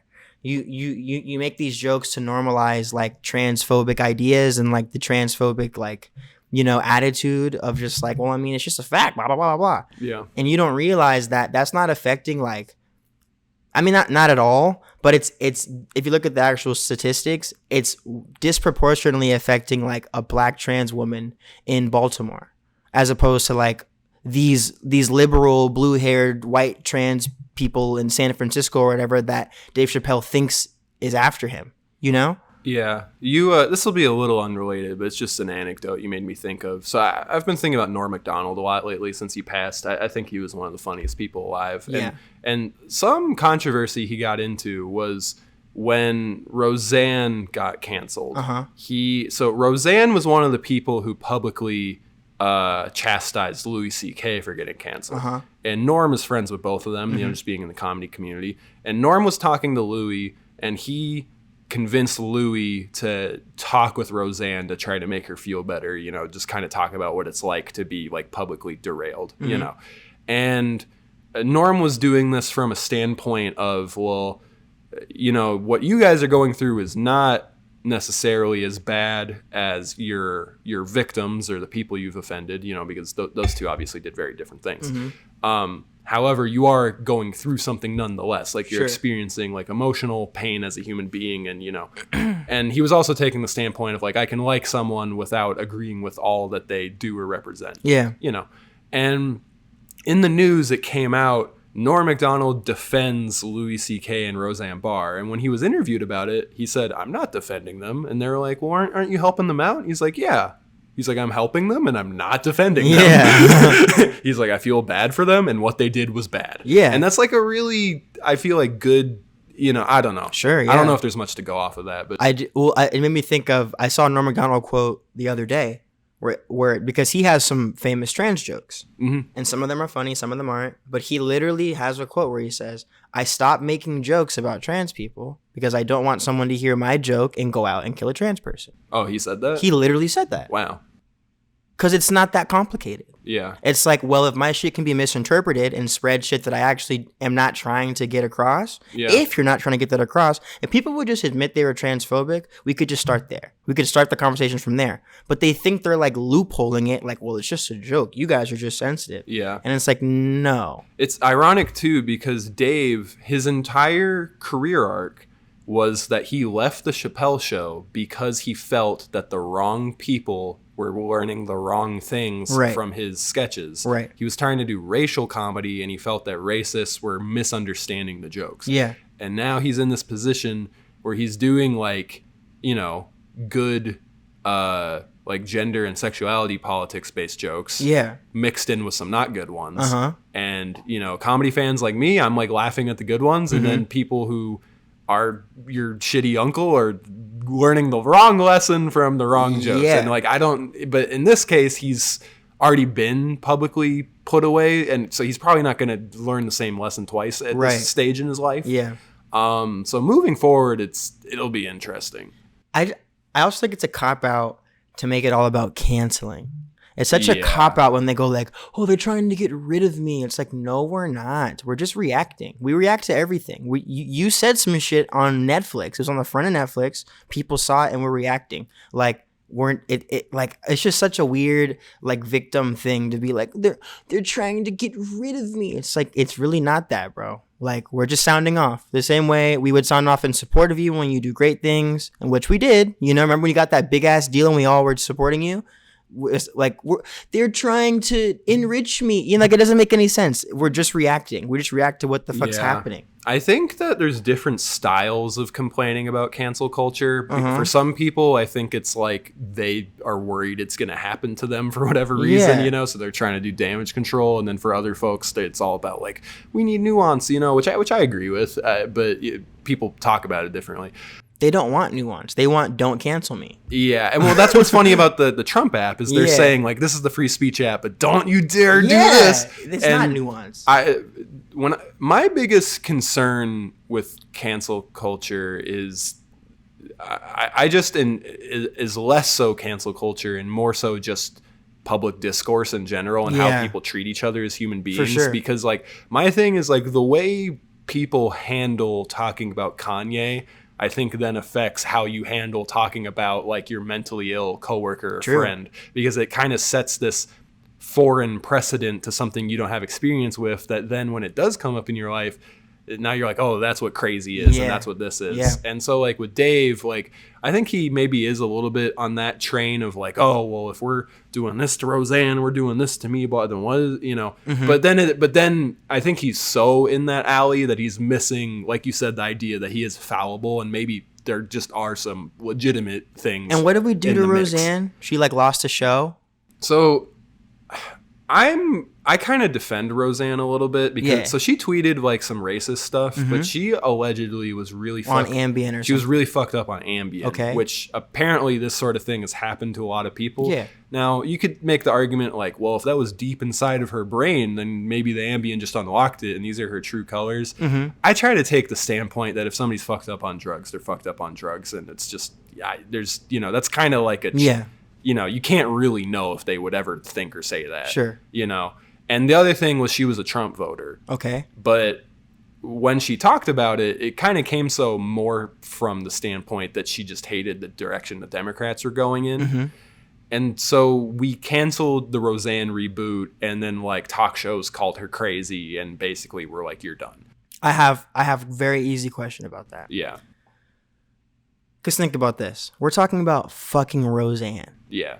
We're not Roseanne's fan base. No. We did not cancel Roseanne. Yeah. Roseanne tweeted racist stuff. She didn't mean to, sure, okay? Fine, we'll give her that. Accident, whatever. She tweeted it. We all saw it, though. It's not like we're going to go, guys, she didn't mean it. Don't react. Everyone just looked like we reacted. It's a famous person tweeting racist stuff, right? Netflix, or whoever it was, those rich people that are Roseanne's age are probably like Roseanne. They got uncomfortable. They canceled the show, right? It's not like Roseanne's audience disowned her like Shane Dawson or Toddy Westbrook or whatever, right? We're talking about a corporate decision to not do that show anymore because of the timing. Yeah. Because the show was just coming out when this shit happens, right? Okay. So that's not us canceling her. So now if she tries to do new stuff and networks don't want to work with her, is that because Gen Z canceled her, or is it because it's Roseanne Barr, who was already 15 years past her window, who was getting one more like look, who was a spinoff of her old thing, and it didn't work out? Like, I don't know. I just I feel like to now act like, guys, if we would have, Roseanne would be a star again if we let her. Like, I'm like, she would have a network show. But like, here's the other thing. Like, the artist David Cho like yelled at Bobby Lee on his podcast recently because Bobby was talking about like, why didn't we ever get this project off the ground? And David was like, this room is filled with cameras and your fucking producer, and the idea that you allegedly pitched to networks would have cost $30, Bobby. He's like, you sound so fucking old right now. So like, there's two types of people that you can't cancel. There's people who are really rich and they're fine. There's people who have an established fan base, because that's the thing. Like Trump, and it's like, no matter what people say about him, the people who like him. Yes. But then there's like the, I guess, third group where it's like people who just, what they want to do, they don't need a cosign for. Like, that's the thing about Dave, is like, he does talk so much about like, oh, if you take somebody's money, you're killing him, and like, you know, he has all this talk about like getting in the way of people's business. So stupid. But it's like, he's the type of person that's like, he could afford to make his own like streaming website. Yeah. You know what I mean? So it's such a privilege. It's kind of superficial. Like, it makes no sense. He is in a point where he does not need the backing of anybody, and Yeah. he has a, you know. Anyways, I want to pivot and ask you something. Yeah. Do you want to tell the Lil B story? Sure, I guess. I'll tell the Lil B story. If you don't want to, it's okay. I'll tell it. Yeah, I'll put, you know, I'm sure I'll have to tell it again at some point. Yeah. Essentially, I was a Lil B fan since a very young age, you know, like probably 5th or 6th grade. Like, he was an early YouTube rap sensation, with songs such as Violate That Bitch and Wonton Soup, you know, like that's really where my love was at the time. He was also very early on Twitter, you know, he was a staple on Twitter very early on. So I always had a relationship with Lil B where I saw him as like in the Kanye, Chief Keef, Soulja Boy class of like rarefied, goated rap icons, you know. As I got older, I did discover some like nasty shit he was up to, some freaky shit. And I have to acknowledge that off top, that before I tell this story, it was a version of myself who was aware of a lot of the nasty, freaky stuff, but blinded by like my childish fandom and like of the opportunity of making something out of it. You know what I'm saying? So I have to acknowledge I get an L off rip for even wanting the Lil B verse. Let me just start there. You could even skip the story. You could go, okay, cool, that's all I needed to hear, and leave it at that. Let me just get that out of the way, all right? That's my L for even wanting it. But what happened was, I believe it started with Noah. Just one day, I think Lil B followed him, as he does, you know? And Noah was like, yo, Lil B followed me. And we were like sliding his DMs. So Noah DM'd him and was like, yo, I love you, bro. And Lil B was like, I love you too, man. Let's work. And like sent him his email address. It was just something like that, like just out of nowhere. And we were all like, oh my God, we can get a Lil B verse. What do we do? And Noah was like, yo, I'm going to have so-and-so. He like, I forget how, but it got alley-oop to me via email, right? So now I'm emailing with Lil B. And he was like, just send me the song you want me on. And we didn't really know. We didn't have any plan for Lil B. We just were like, fuck, what do we do? Let's just send him something, anything at all. Get him to record anything. Once we have those stems, we'll build a song around whatever Lil B sends us. You know what I mean? It could be anything. We'll make it work. So we just had this like less than half finished song, just whatever the fuck. We send it over to him. And I'm trying to think how much he asked for initially. No, he was like, what's your budget? And I told him like 150, 200, something like that. And he was like, word, okay. Send me 200 now, and then we'll do 200 after, or something like that. And I was like, okay. So we did that. I did him 200, and then he sends the verse.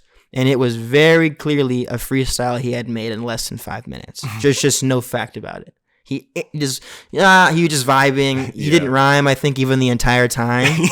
He was just like talking. It's all about the zoo, the Lil B. Yeah. And at first I was like really pissed. I was like, damn, bro, like damn.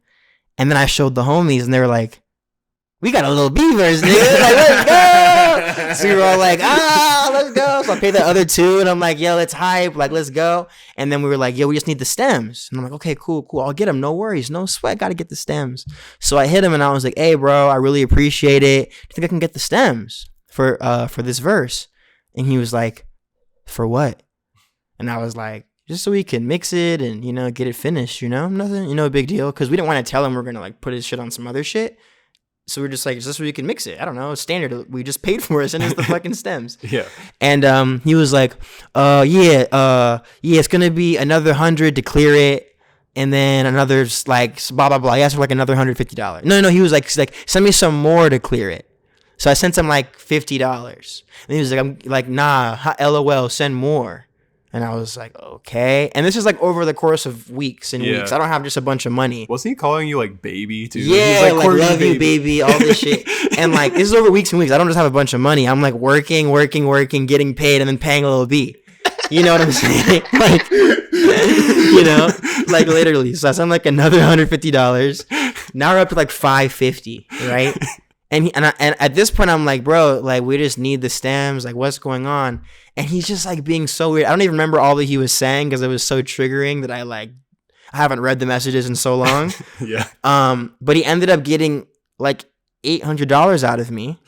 Just by being like almost like I don't even know what the fuck he could have been like the saying. first time you told me this story, the toll was only at $400. No, it's definitely about $800. No. Because it's like that. What's it called? It's that gambling bias or whatever. Where like once you start betting money in, you Yeah. just keep going because Yeah. you're like, well, it's just bound to hit. You know, Yeah, I'm already yeah, in the yeah. hole this much. Yeah. So I think I just was like, what's another $200 to this $600? You know? Yeah. It was a fucking mess. It's also like 3 years ago, so Yeah. you know, I was younger, stupider. You have to give me some slack. Yeah. So he ends up being like, you know what, bro? I think you're fake. Like, I don't trust you. I think you're a scammer. I don't like why should I? And I was just like, bro, like what the fuck? And that's when I started kind of losing it on him a little bit. Like Yeah. I was like, you are such a fucking bum. Like I wish I could remember specific shit I sent. I was emailing him for months. I used to check back up on him every month and just be like, just so you know, you're still a fucking dirty bum ass scammer. And at one point he was like, yo, we can fight. Like at one point he was ready for the fade. At one point he was like, I'll send you your money back, you broke ass pussy. But he never did because he already spent that shit. You know what I mean? Yeah. He's the broke ass pussy. I know I'm one, but he has Wayne features and he's broke. You know what I mean? Yeah. So I have active beef with Lil B. He never sent the stems. I never got any money back. He doesn't respond to my emails anymore. We're not gonna say it, but if I remember, his email address was also hilarious. Yeah, I'll give it out. I don't give a fuck. It's D. Like one. It's either D. Try on bold. Fuck that nigga. Now I have the moral decision to leave. Yeah, do whatever. You can. If you want to bleep it out, fuck off. All I know is that. This is more my fault than yours. Yeah, do your thing. All I know is that with Lil B, I'm gonna get going in some CrossFit, and I'm gonna catch you once I'm at like 13 months into CrossFit, and I'm gonna kick you in the chest, bro. You've 'Cause changed. that shit was foul. You've changed my entire experience with people calling things based. Yeah. Because calling things based was so fun, and now like when I see it, I'm like, that guy owes my friend money. God, dude, there's so many. I mean, I'm not gonna get into too much tea, but it's just so funny when you like tell people stories about people that fuck you over, and they're like, "That's crazy," and then just like outwardly support them still. You know what I mean? Like it's so funny. I've told this story to so many people, and they're like, "That sucks," and they just repost Lil B Lil all B the stuff. time. Like their Abby is Lil B or whatever. Lil B is gonna have like a documentary about his atrocities. Yeah, bro. Because you can't just retweet photos of girls' feet that have your name on it Can't and be doing everything's that. good. There's always something wrong. Something's happening. coming. Yeah, no, it's definitely fuck Lil B on wax. There's no secret there. So basically, if people are like, "Oh, where's the new QWERTY music?" just blame Lil B because he ran away with the budget. Yeah, I mean, I would be ahead at least. I'd be up 8. I'd be up 8 at least. Yeah, bro. Nah, but it's like the more time that passes, the more just like a funny story. It's just like, what are you gonna do? Yeah. Like I don't know. And maybe that's just me being a bitch, but Yeah. sometimes when people steal some shit from you or break your shit or whatever, you just don't even give it power, and you're just like, you know what? I released that, you know? Yeah. Like, I'm never going to get this shit back. This nigga doesn't have insurance. Like, whatever it is, whatever the reason is, Yeah. it's healthier sometimes to just, like, take that L, you know? I don't know. That's why Andrew Callahan's so interesting to me, because that guy is clearly at peace with a lot Exactly. in the universe. Yeah, yeah. It's kind of like he's looked in the eye of the tornado and he like just knows more than For any sure, of us. bro. And like, so like he's obviously not home a lot, but he has a place in LA, and he was posting on his story. He came home and there was just a guy living Squatting in his in there, yeah. apartment. And I think he brought him back, and like the guy was like, "No, that wasn't me. That was a different guy." So I got into like I got really into this subgenre on YouTube of like, it's like a specific brand of Karen who like gaslights people. Like they'll walk up to somebody, like a black person in a Tesla, and try to tell them like, this is my car, why are you in my car right now? Oh, sick. And then the dude will be like, I'm gonna go get gas, and then she'll be like, okay, good, and he'll be like, bitch, this is an electric. And there was this one video of like a drone, and like it crashes, and this lady comes up to it from forever away, and she like puts it under her shirt. So you're watching this like shirt cam video for a while. And then you hear this guy being like, do you have my property? She's like, no, but it fell and it almost killed my dog. And like it becomes this whole thing, and it just makes me, but like she was saying it like so confidently. And like not a bad liar, in other words. Right. It was an obvious liar, but not a bad one, if you know what I mean. And it's like, it just shows me like people in the world are crazy. Yeah. like people are nefarious. Yeah. And like and I think what makes it even more fucked up is like, I think we like, because of Disney and shit, we like to think about evil and like people doing stuff because they're just like dark. But I think a lot of people just like move like that and don't even like really think about trying to be fucked up or anything necessarily. It's just kind of like just the way that they give it up. And I think that's even scarier than like some villain. Yeah. You know?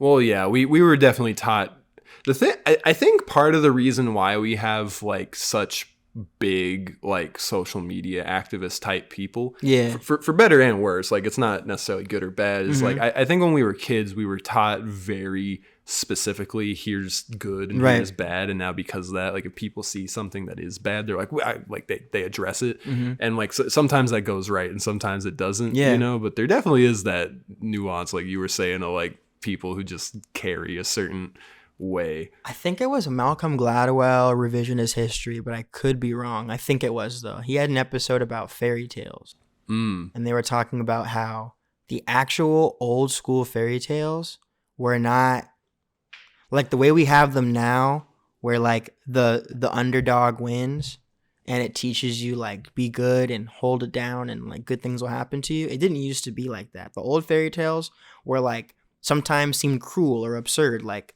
the poor person would die at the end, or like, because it wasn't about trying to make some morality play. It was just like a story, you know? It wasn't an episode of Full House. Yeah, right. And they said that because of that, they had some study where they introduced kids to each version of them and like how it tracked how it made them feel in some way. And the ones that were more realistic and more random were more inspiring to kids because it let them know like, hey, like anything can happen and I'm not doomed based on my circumstances or blah, blah, blah. And the ones that we think should be more uplifting and more like, oh, the good wins, are less inspiring to kids because it's more rigid. If that makes sense, you know? Yeah, like I remember we had like a really cool 6th grade like history social studies teacher. I don't know why in middle school they call history social studies. That is weird. What is that? Where are they getting at with that? What are they doing to us? But I remember he was like one of those guys that had like purple hair, and he'd be like, yeah, if you draw me something, I'll put it on the wall. Like just cool guy. And he would spend like, I don't remember how long classes were in middle school, like, maybe an hour. He would spend the first half of class just telling us life stories, and then the second half actually being a teacher. Yeah. Really sick for that. That is dope. And he would tell us stories about how he was a nerd as a kid and a hardcore bully in middle school, and like how he's grappled with that. And he would tell us stories and just holding kids.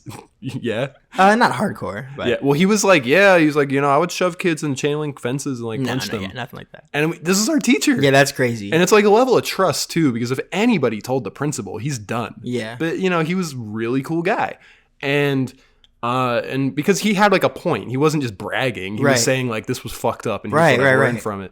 And so, anyways, he was the type of guy to tell us like, yo, did you guys know that like the original Little Mermaid, like she like washes up on the dock and dissolves gruesomely? Yeah. And like she like you know what I mean? Yeah, and, like, yeah. He kind of introduced us into the idea that Disney just bought some folklore that they now like have made all pretty and stuff. Yeah. And he told us those original stories. And I remember every kid in there was like, this is way cooler. Yeah. Dude, okay, and that I'm glad you said that because now I know it definitely was Malcolm Gladwell because he was talking about The Little Mermaid. That episode was about rewriting The Little Mermaid to make it actually inspiring to like young girls as opposed to like the weird fucked up moral that is in The Little Mermaid as is. I've actually never seen it. The Little Mermaid? I haven't seen most of the princess movies. Wow. My mom only ever got us like the animal one. How do you have Letterboxd and you haven't seen all of the Disney princess movies? I gotta make a whole new column for that. Yeah, what the fuck? I only ever grew up watching like Fox and the Hound and Aristocats and Jungle Book. Like my mom got us Yeah. animal ones, but like I've never seen Aladdin. That's interesting. Yeah. And I don't really love the Disney princess movies. Like I always thought they were kind of boring. Yeah. Oh god, Beauty and the Beast is one of my least favorite movies. That's one of the only ones I've seen, and I find it so boring. So boring. Also, what an awful lesson. A lot of them are fucked. Yeah. And I think that's what the podcast was kind of getting at is like fairy tales didn't used to be that way, and them trying to make them good actually made them like kind of fucked. More toxic. Yeah, more toxic. Hey, if you're dead and somebody kisses you, That's your boo now. Yeah, I've never seen Princess and the Frog either. That It's a was good like one. that was like the last like 2D animated thing. Yeah. Into the Spider-Verse gives me so much hope because like Mm-hmm. it's really I'm so saddened by the state of animation in our culture because like even my like relative was like telling me like, oh, that's for kids, and then I'm like, dude, like if you saw Akira like, you would know this isn't for kids. Yeah. And it's like, dude, like drawing and animating is one of the most painstaking, like dedicated like art forms, and it's like you can tell more stories than just By far, The yeah. Little Mermaid. And it's like, and so as far as art style goes, every day on Twitter, like I mostly follow like cool artists. I'll see like an art style where I'm like, I want to see a whole movie of this. This would be incredible. And Spider-Verse was the first movie where like it didn't look like it was trying to be Pixar, and it didn't look like it was trying to be 2D Disney. It Yeah. was like a whole new thing. Could you imagine that? Imagine that there's more than 2 ways to make an animated movie. Every animated, and then the third way, it wasn't anime. Right, exactly. Every animated movie we see could be something that we've never seen before. Yeah. And it makes me so mad that it's not. It's that's just so that. I can only imagine because I'm sure even to get it done the Pixar way costs $1 bazillion. So I bet to have it done some novel way is like $3 bazillion. Yes and no, because like a lot of the pricing that goes into CGI is just the hours required. Mm-hmm. So it's like, I assume, you know, from designing it to lighting it, like that takes a certain amount of time. Mm-hmm. And I do think that Spider-Verse was doing some innovative technology, but you don't necessarily have to, because it's like if I see a really cool drawing style on Twitter, I don't know that it costs more money to do something in a drawing To style, incorporate that, because yeah. then you're just doing the same production method as like Steven Universe's, you know, they're just drawing it out and Yeah. doing it on animated cells. And There definitely is a good point that there's way more we could be getting out of that Yeah. space than what we get. I wanted to ask you, why is Family Guy your favorite? Of the adult cartoons? Yeah. I think it's for the exact reason it's everyone's least favorite. I think the cutaway gags is like brilliant and amazing. Yeah. I don't think it takes away from the show. I think there's examples of bad cutaway gags on the show, but I don't think it's like, ugh, this is a lesser form of comedy or like cheating or something like that. Because then to say that would mean that you think that all South Park episodes have better narrative than Family Guy episodes, and that's not true. So it's just, I don't know. I think it goes back to what you were just saying about animated shows. I think the whole appeal of an animated show is it's animated, so you can do whatever the fuck you want. And I think the cutaway gags allow them to just create and drum up some of the most absurd situations, and allows them to just do it for a second, just to let it breathe, draw it out, let it exist without having to make a whole thing about it.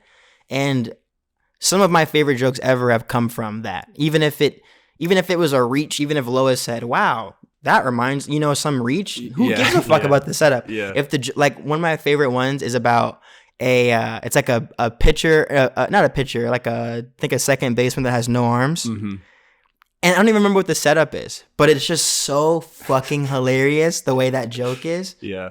I think Family Guy is so fucking funny. I love it, dude. And it has the same problem that Rick and Morty wound up having, where the fan base and the type of person that we associate Yep. with it became so cringe that it's like my Joe Rogan debacle. Right. I don't want you to think that I'm something I'm not. Yeah. By saying I like this thing. Is that the issue with like almost all white media right now? That like Elaborate. like it seems like almost all things like that's like huge or like new and big and like spearheaded by not a minority, because everything right now is like, let's get a gay person on it or a black Yeah. person, or like everyone now that's daring to have a white dude head it seems like they cultivate an audience that we describe as cringe. Well, see, somebody that first came to mind is Post Malone, but the reason I don't think that's a good example is he mostly gets flack for people being like, oh, you appropriate, or you're a faker, or you ditched the thing. Yeah. That's not really the same as like Rick and Morty. Right. I don't know. Well, I could be reaching, but I get what you're saying. It's just I think that there's so many counterexamples, but the counterexamples I'm thinking of, whiteness isn't really a part of the art. Like Secession is like, like okay, great example. Like that's like a show of white characters, and like Adam McKay like did the pilot. You've watched some Succession now, right? Yeah. Okay, there was a great Family Guy joke the other day on a new episode of Family Guy about Succession, and it was Quagmire and some girl he was on a date with, and the joke was just like, do you want to like sit and talk about Succession but not say any details and just say characters' names? And she's like, I'd love to. And then she goes, Shiv? And he goes, oh my God, Shiv, yes. And Logan, Logan. And Greg, yes, Greg. And I was like, dude, that's literally all we do when we talk about the show. No one says a fucking thing about the show. We just all prove to each other that we know the names of the people. I think it's so cool that the McCulkin, because I don't know his first name. No one does. Just got to host SNL, because that's like a level he hosted yesterday. Oh, I have to watch that. I haven't watched any yet, but I saw the Do Not Destroy, and it's good. Those guys, they're killing it. They're really killing it. I showed my dad them, and he thought they were really funny. That's too. awesome, because the Lonely Island, I think Lonely Island was like so pivotal. Yeah, honestly. Yeah, and I think that we would have gotten to where we are in internet culture without them. But I feel like they were just such a good thing to have in that process. Yeah, but not to jump too many steps, but like, yeah, the McCulkin dude, like he is so cemented as Macaulay Culkin's brother. And then he had a breakaway from that by being hilarious in Scott Pilgrim. Oh, he was in that. Yeah. But now he's like his own guy. Yeah, dude. We don't know his first name yet, but we will. Culkin. Well, we're going to know your name, man. I want to say it's like Kiernan or something like that. I think you're right. Yeah. It sounds right. One interesting thing about what you were just saying about white media is I kind of feel like the SNL that has been the best of the last handful of years has been like the more black prominent stuff. Yeah. Because everybody loves Keenan universally, even like SNL haters. Right. The Black Jeopardy sketch is like the best thing they've done in forever. Insane, yeah. And the Donald Glover episode, pretty much every sketch was hilarious. That was a really good episode. And even Chance had like a number of good ones. And it's like every time I think of something really funny, it's like Keenan. The dude from I like Chris Redd a lot. Yeah. God, what's that show? The dude from This Is Us, Sterling Brown. Oh, his episode was amazing. Yeah. No, you're right. A lot of the black hosts and like the more black shit has been really good. And I what that makes me think of is like I feel like, because when they hired Sashir Zameda, I remember back then it was in the news before she got hired. Lauren Michaels trying to hire a black woman. Yeah, no, literally. Yeah. And like people were just saying it as transparently as that. So fucked. And the thing about SNL is I feel like they're just still trying too hard to like have like check boxes, because like with Bo and Yang, clearly they were like, all right, let's get like this gay Asian guy. Yeah. Not to say he's untalented. Very but funny. Yeah, Bowen's good. Yeah. But it's just more so like SNL just seems kind of transparent with their thinking a lot of the time. And like something I was talking to Sean about is like, have they ever had like a super hilarious like Mexican guy? And like when I say that, I mean like a specific like guy. Like, well, they've obviously had like Mexican cast members, but like I guess what I'm saying is like the same way people like kind of have described like black comedy as like almost like a subgenre, It's like, because not every black comedian is necessarily like this type of humor. I get what you're saying. So it's like because like some of my like Mexican friends, for instance, they're hilarious in such a specific way because of like how they grew up or whatever. And like they've like that. So I guess like what I'm saying is there's a lot of types of comedy that doesn't exist inside of SNL. Yeah. And it's kind of like they're not using the full palette. That's a good point. It's very like mainstream, like lowest common denominator. Yeah. Black and white. Because 100%. Part of the reason I thought SNL was falling off, like my hypothesis a few years ago, was that SNL used to be the place to get the best commentary, the best comedic interpretation of like what's going on in the news. And what's going on in the news used to be very unified around like legacy media, politics, award shows, news, etc. But it's like now we've been doing this dance up until very recently where legacy media pretends that hundreds of thousands of people aren't listening to like Gary Vee and Joe Rogan and Joe Budden and like all these people. And it's only recently that I've started to see SNL like drop some Joe Rogan references. Actually have to dig into this stuff. Yeah, like if they did like some Gary Vee sketch, like making fun of that guy, it's like the people doing those sketches on YouTube get millions of views. So it's like, why would SNL? It's like almost like they're afraid that if they do something too niche, the audience won't get it. And it's like, no, dude, there's hundreds of thousands who know what you're talking about. It's actually the opposite problem, because now when they do dabble in it, it seems disingenuous and like old people trying to seem cool. Because they just figured it out. Because they're just getting onto it. When I know you have, at this point, a writing staff full of like young minorities in there. Yeah. And they're just trying to make Lauren shit when really you could just let them like do their thing, you know? Well, do you know Dan Litka? I don't think so. Sounds familiar. He's like a comedy guy who does stuff with Joe Pera, and he's Alex showed me him, and he's really funny. And like he showed me this Instagram. He's an SNL writer, but he seems like someone who wouldn't be. Yeah. The same way like Anthony Jeselnik was a writer for Jimmy Fallon, and he got out of there.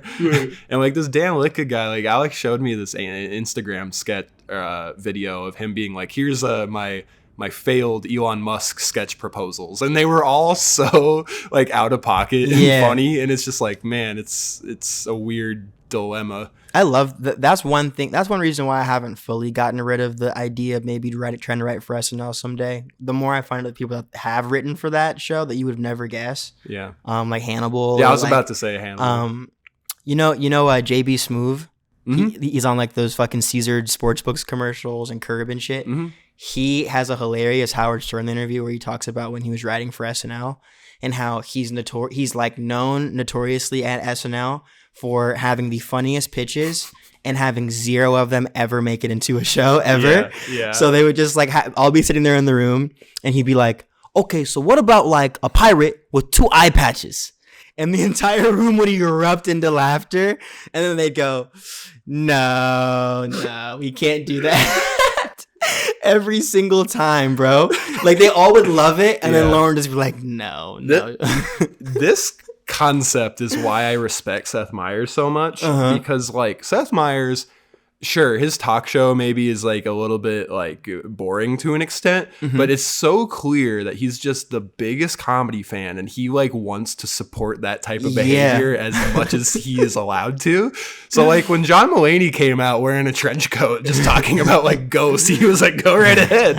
And so when he started his show, he had this segment he's done a few times called Second Chance Theater, where he lets past SNL cast members come in and perform a sketch that he never let them do on the actual show. That's hilarious. And every time it's like pretty bad. But like it's so weird that there's like kind of an art respect for it. That's what I miss the most about ASU comedy, honestly, is the bad sketches. It's like it's just the fucking like you really thought this up, typed it up, and then you're now in a room full of 11 people and it's on the projector. Yeah. And you're reading it to us, explaining like, no, you play a shit, you're a shit, and you like, you know what I mean? Like that's what I miss the most. Do you have a favorite thing you performed when you're doing comedy there? This is gonna sound really selfish. We performed a shitload of sketches to the point that I don't really remember any of them, but what I do remember are like the few that I did write myself. And what I think of when I think of the sketches I personally did, because it wasn't like I did a shitload of them. I came through with my ones every now and then. My favorite one was called Black Ellen.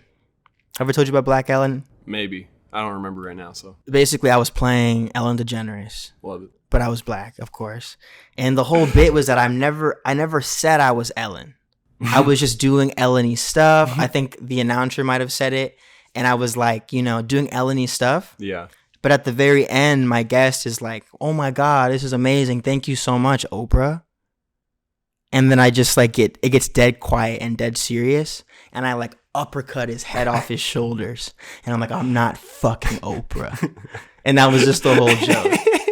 I love the black Justin Bieber on Atlanta so much. Yeah. Like Donald's like, would Justin get away with this? He was black. Yeah. I see. The two things I remember you doing. Yeah, remind me. I remember coming in and you were doing a sketch and I only really remember the punchline. I remember the sketch involved you like trying on different pairs of shoes and then dancing, and then at the end you like had your feet in like brown paper bags, and you were just doing this brown paper bag on my foot dance, and I was in it. And I remember there was like some sort of like stand up like competition or something. Yeah. And like I saw you do like a stand up set, which was like a rare occurrence. And How was it? I liked it. I liked it because you walked up there and you got like really like attention teacher. Like you were very, close to the mic, and you're like, "Hello, I'm Jay Washington. 6'3". You're like 882 pounds. You're like 14 nipples." And like you just kept going. Saying shit. You just kept going, but like you held it. Like you didn't break. Yeah. And it did well. I don't remember anything else you said. I was just telling one of my friends the other day, doing stand up in front of 9 people is scarier than any rap show I've done. I've been booed off of probably 150 person Famous Dex crowd. Yeah. Lil Pump Famous Dex crowd. Yeah, you're opening for the Pump. Yeah, getting shit thrown at me. And I felt more comfortable than I did performing stand up in front of 14 people at this pizza shop a couple years ago. Yeah. And my jokes were good. I remember people were laughing and shit. My right leg was shaking the entire time. Yeah. I could not stop my leg from shaking. Yeah. To the point that I knew people were aware of it. And I've never had an issue like that performing. I've almost tripped. I mean, music, I've almost tripped on chords. I've forgotten the lyrics during songs and not freaked out. Mm-hmm. But stand up is like fucked. That's a crazy thing when you find out that like even like Chris Rock and people like still go through that. Yeah. You're like, oh, this just doesn't end. Shit sucks, dude. And then another thing that people don't consider enough about stand up is how much where you're doing it matters. And like sure, like if I perform rap music at a country venue, they might not like it as much, right? Yeah. But there's this like trans like admiration for performing in general that people will just like give you some respect for even performing music. Yeah. That you don't get in comedy. If you're doing the wrong jokes in the right place, they're just like, you fucking suck and you're wasting my time. I will say that type of respect you just described, I've been going to the Tempe Improv, and in a post-COVID world, that kind of exists now because like I saw Annie Letterman, Ali Makovsky, Nimesh Patel, and like all of them had like a few openers and like, ranging levels of good. For sure. And like people kind of have just been giving it up, and I think like people are just excited to be going out. And it's like, okay, there's a certain type of person that goes to the movie theater, especially these days where you really don't have to. There's a even more niche type of person that goes to a comedy club, and that's their idea of a night out. And to me, that's really cool that those people are just like these everyday people that are like, yeah, this. And but especially the Tempe Improv, though. Yeah, I mean, that's like a pretty respected theater just amongst comedians as well. Right. So you're not going to... It's like... I more so mean like... It's not an open mic at a pizza shop. Exactly. Like, people at the Tempe Improv are there to fuck with you. That's are a good there point. to support comedy. Yeah, it's like it's not something they stumbled into. For sure. But if you're just like happen to be doing some mic or some event in like Scottsdale or fucking some city somewhere else, it could be a different story. Well, that's what was so funny about the ASU comedy nights is because it was literally advertised as under Taco Bell. So true. There's even the context is like, so true. Hey guys, we're doing our best. Under the Taco Not Bell. me. I never, but yeah, I just showed up. I missed that Taco Bell. Yeah, dude. Why? What's wrong with them? Why Devil's Diner didn't need to be bigger? It was the worst one. They did so much. Oh wait, no, that shit. wasn't Devil's Diner. That was. It was something like that. Pitchforks. Pitchfork something. Yeah, I never ate at that. It was the worst one. Mm-hmm. You walk the extra 12 minutes to get to Hasiamfa and get those crispy chicken sandwiches. I did sometimes. Yeah, for sure. But Manzi had our own. You were in Manzi. Manzi had our own though. I ate there once. Yeah, Manzi was cool. Yeah, Pitchforks was like the one for my dorm. We're going. No. Dude, so I work for my mom right now, and she like works with like seniors and like elderly people and stuff. And I was going to this dude. I'll leave his name off the record. He didn't consent to being name dropped on this podcast. But I was out at his crib helping him do some shit, and I mentioned ASU, and he was like, "Oh, I went to ASU," and I was like, "Really?" And he was like, "Yeah." And he started talking his ASU shit. He was getting all in his bag, and I had to humble him. I was like, "How much did it cost for you to go to ASU?" And he was like, "Oh, for me, the prices were starting like 60 something," and I was like, "Did you say the prices were starting at $60?" And And he was like, yeah, around $60. How much are you exaggerating? Like, is that what he said? I'm not exaggerating. Oh. Okay. He said for 12 hours, for 12 credit hours, it was $60. That was the least you could do, blah, blah, blah. And I was like, do you want to know how much I owe for school? Yeah. And he wouldn't let me tell him. It was making him physically uncomfortable to have to think about the fact, because he just knows he's just like $60,000. he just knows he outgrinds me and that he's just going harder than me. So he didn't even want to have to live in a world where he had to confront that, like, this little man next to him. You know? Yeah. That shit blew my mind. I'm like, damn, we went to the same college and it's just worlds apart. Yeah. And none of the buildings were there. Not one. Yeah. Where the fuck was his ASU at? The funny thing about ASU is, like, you know, if you're talking about Harvard, you're like, yeah, this has been around since 1860, you know, a very prestigious old school. And with ASU, you're like, this was the third building here, and that's why it's so disgusting. Yeah. I worked in the Matthews Center, which I think was like the second building built on campus. And when I went to the bathroom, I had to like lift my shorts off the ground because like a water like cockroach, I don't want it like crawling in there, you know, fucking the worst. I'm so not excited to have to like deal with more roaches and shit if I move to California. I need to like do some like psychotherapy or like some shit where they like where I take DMT and they shock my brain or whatever. And you conquer cockroaches. Cockroaches and rats. I want to be able to like pick up a street rat and be like, get out of here. That's where Rain is at. Have you seen Rain talk about rats? No. She loves them. Oh, I need that. Rain loves rats. I need that, dude. She gets so excited to see them. Oh God. But then she hates pigeons. No, that's wrong. See, she had to fuck it up. She is wrong with that. Pigeons, you can't love rats and hate pigeons. Yeah, pigeons are just doves. Really? Yeah. Just dirty doves? They're just a different color dove. Damn, that's racist. Yeah.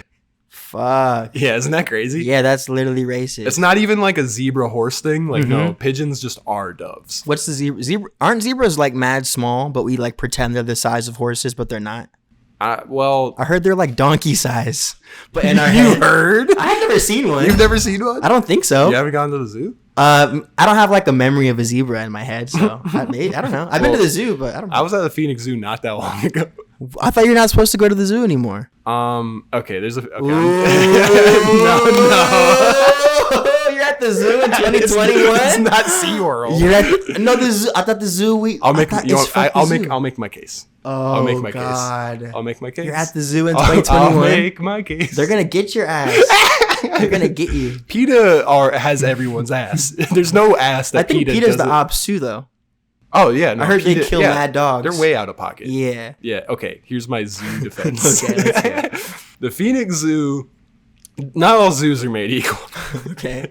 The Phoenix Zoo has like a really good rehabilitation is not the right word, but they have like more of a humanitarian kind of spin. Like they have like a lynx there with 3 legs that was like rescued from a fire. So Okay. like, and they have like these gold eagles and shit. They have fucked up animals. They have they have like animals that can't survive in the wild. It's like imperfect foods. Now is it versus like one of these like African Australian zoos where it's literally you're in the wild and they just put you in there with it? Is it that? No, it's not that. But like all I'm saying is not every zoo is like putting an orca in a fucking bathtub. Is there still dolphins in Scottsdale? Some of them have died. I believe that. I think they're all gonna die. I think my brother was telling me that business is owned by like these like Middle Eastern like investors that like do like other like shady stuff or something. They're fucking around. Yeah, dude, that shit is so sad to drive by. Like you're just on the 101 or whatever it is, the 202, and you just see like in the middle of just dirt, just a fucking mini SeaWorld. What is wrong with us? It's called the Odyssey. Why would Arizona think that's appropriate? I was talking to one of my friends and they were like shitting on it with me. Like, yeah, fuck that place. I went there with my girlfriend on a date the other day. It's beautiful in there, though. Yeah. God damn it. That's you at the zoo, bro. So my mom was like a massive like animal person. When she was a kid, she had like horses and rabbits. She had a raccoon at one point. Whoa. Yeah. And So yeah, and she like worked at like an animal shelter and like so a lot of like animal rescuing, and she took us to the zoo like hundreds of times. So when she passed this year, and I was just trying to like fill my brain, I got a year membership, and I went to the zoo like 5 times in 1 month, and it was really nice, honestly. And recently I try to exercise every morning, and I really didn't want to go to the gym, so I was like, I'm just gonna go do a lap at the zoo. That's dope. Yeah, you were running at the zoo or just walking? No, not running, but it's like pretty big place. But yeah, I was looking at a zebra recently. Was it big like a horse? No, it's like donkey size. That's what I thought. Yeah. It's like in between.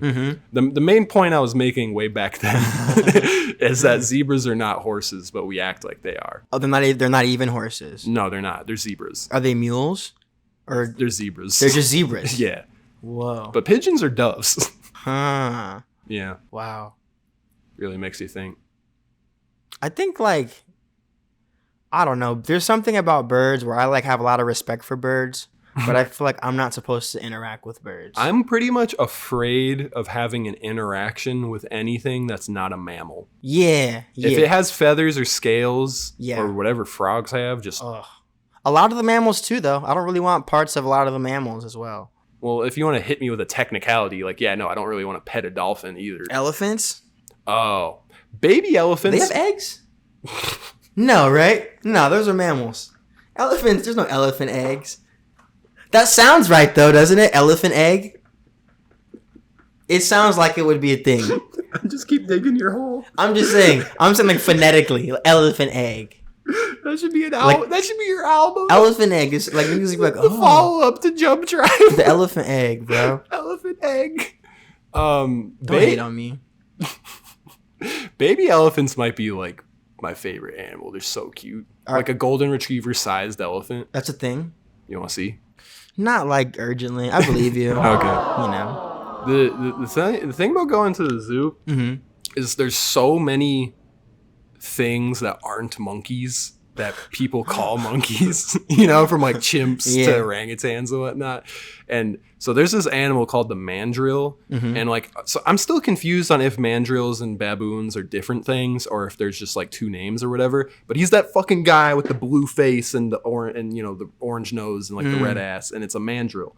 And according to my mom, she was just the type of lady to like talk to people. So she would talk to the zookeepers a lot. She asked dude, hey, if one of these animals in here broke loose, who am I the most afraid of? Which I think is a great question nobody asks at the zoo. Yeah, which one do I need to be the furthest from? And he just turns and points at the mandrill they're standing next to.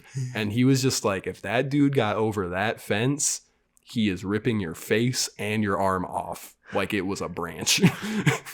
And every time I go to the zoo, he's like standing at the glass and little kids are like on the glass. And the parents are going, look at the monkey. And they're like taking pictures, and then dude like pounds on the glass. And every time I run away. Because it's like I'm not even playing this game. Ever since Harambe, I'm like, anything's possible. I get out of there. I can't believe that's like a real.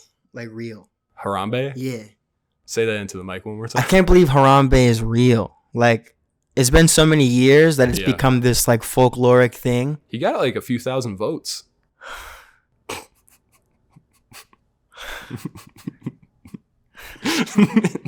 Like, it's like, you know what I mean? Like, that's real. Like, Harambe is like immortalized. Yeah. That's pretty. Do you know Cecil the Lion? Vaguely. Not that long before, there was some guy that shot like the last of a type of lion or something, and like he was going around, and then the Harambe news story was like, check out this. This dude, this nigga yanked the kid around. Imagine if you were the kid. Like, yeah. There's a kid going to school right now who's Harambe in kid. there with Harambe. Yeah, he's Harambe kid. Do you think he's like deeply insensitive about it?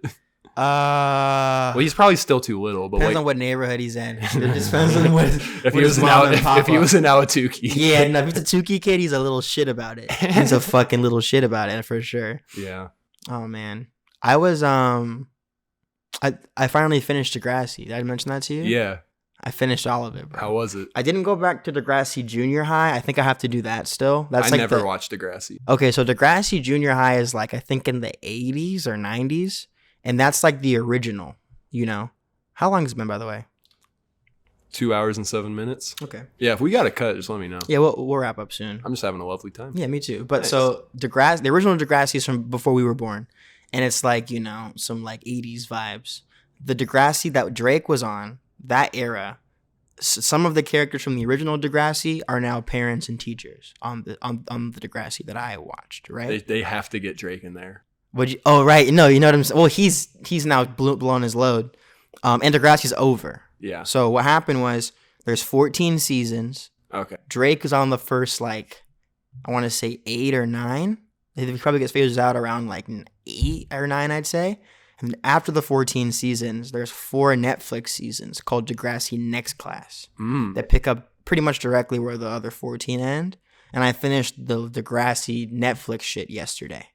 So I have no further I can go into the Degrassi world. I can only go back now. And that is pretty fucking depressing for me, honestly.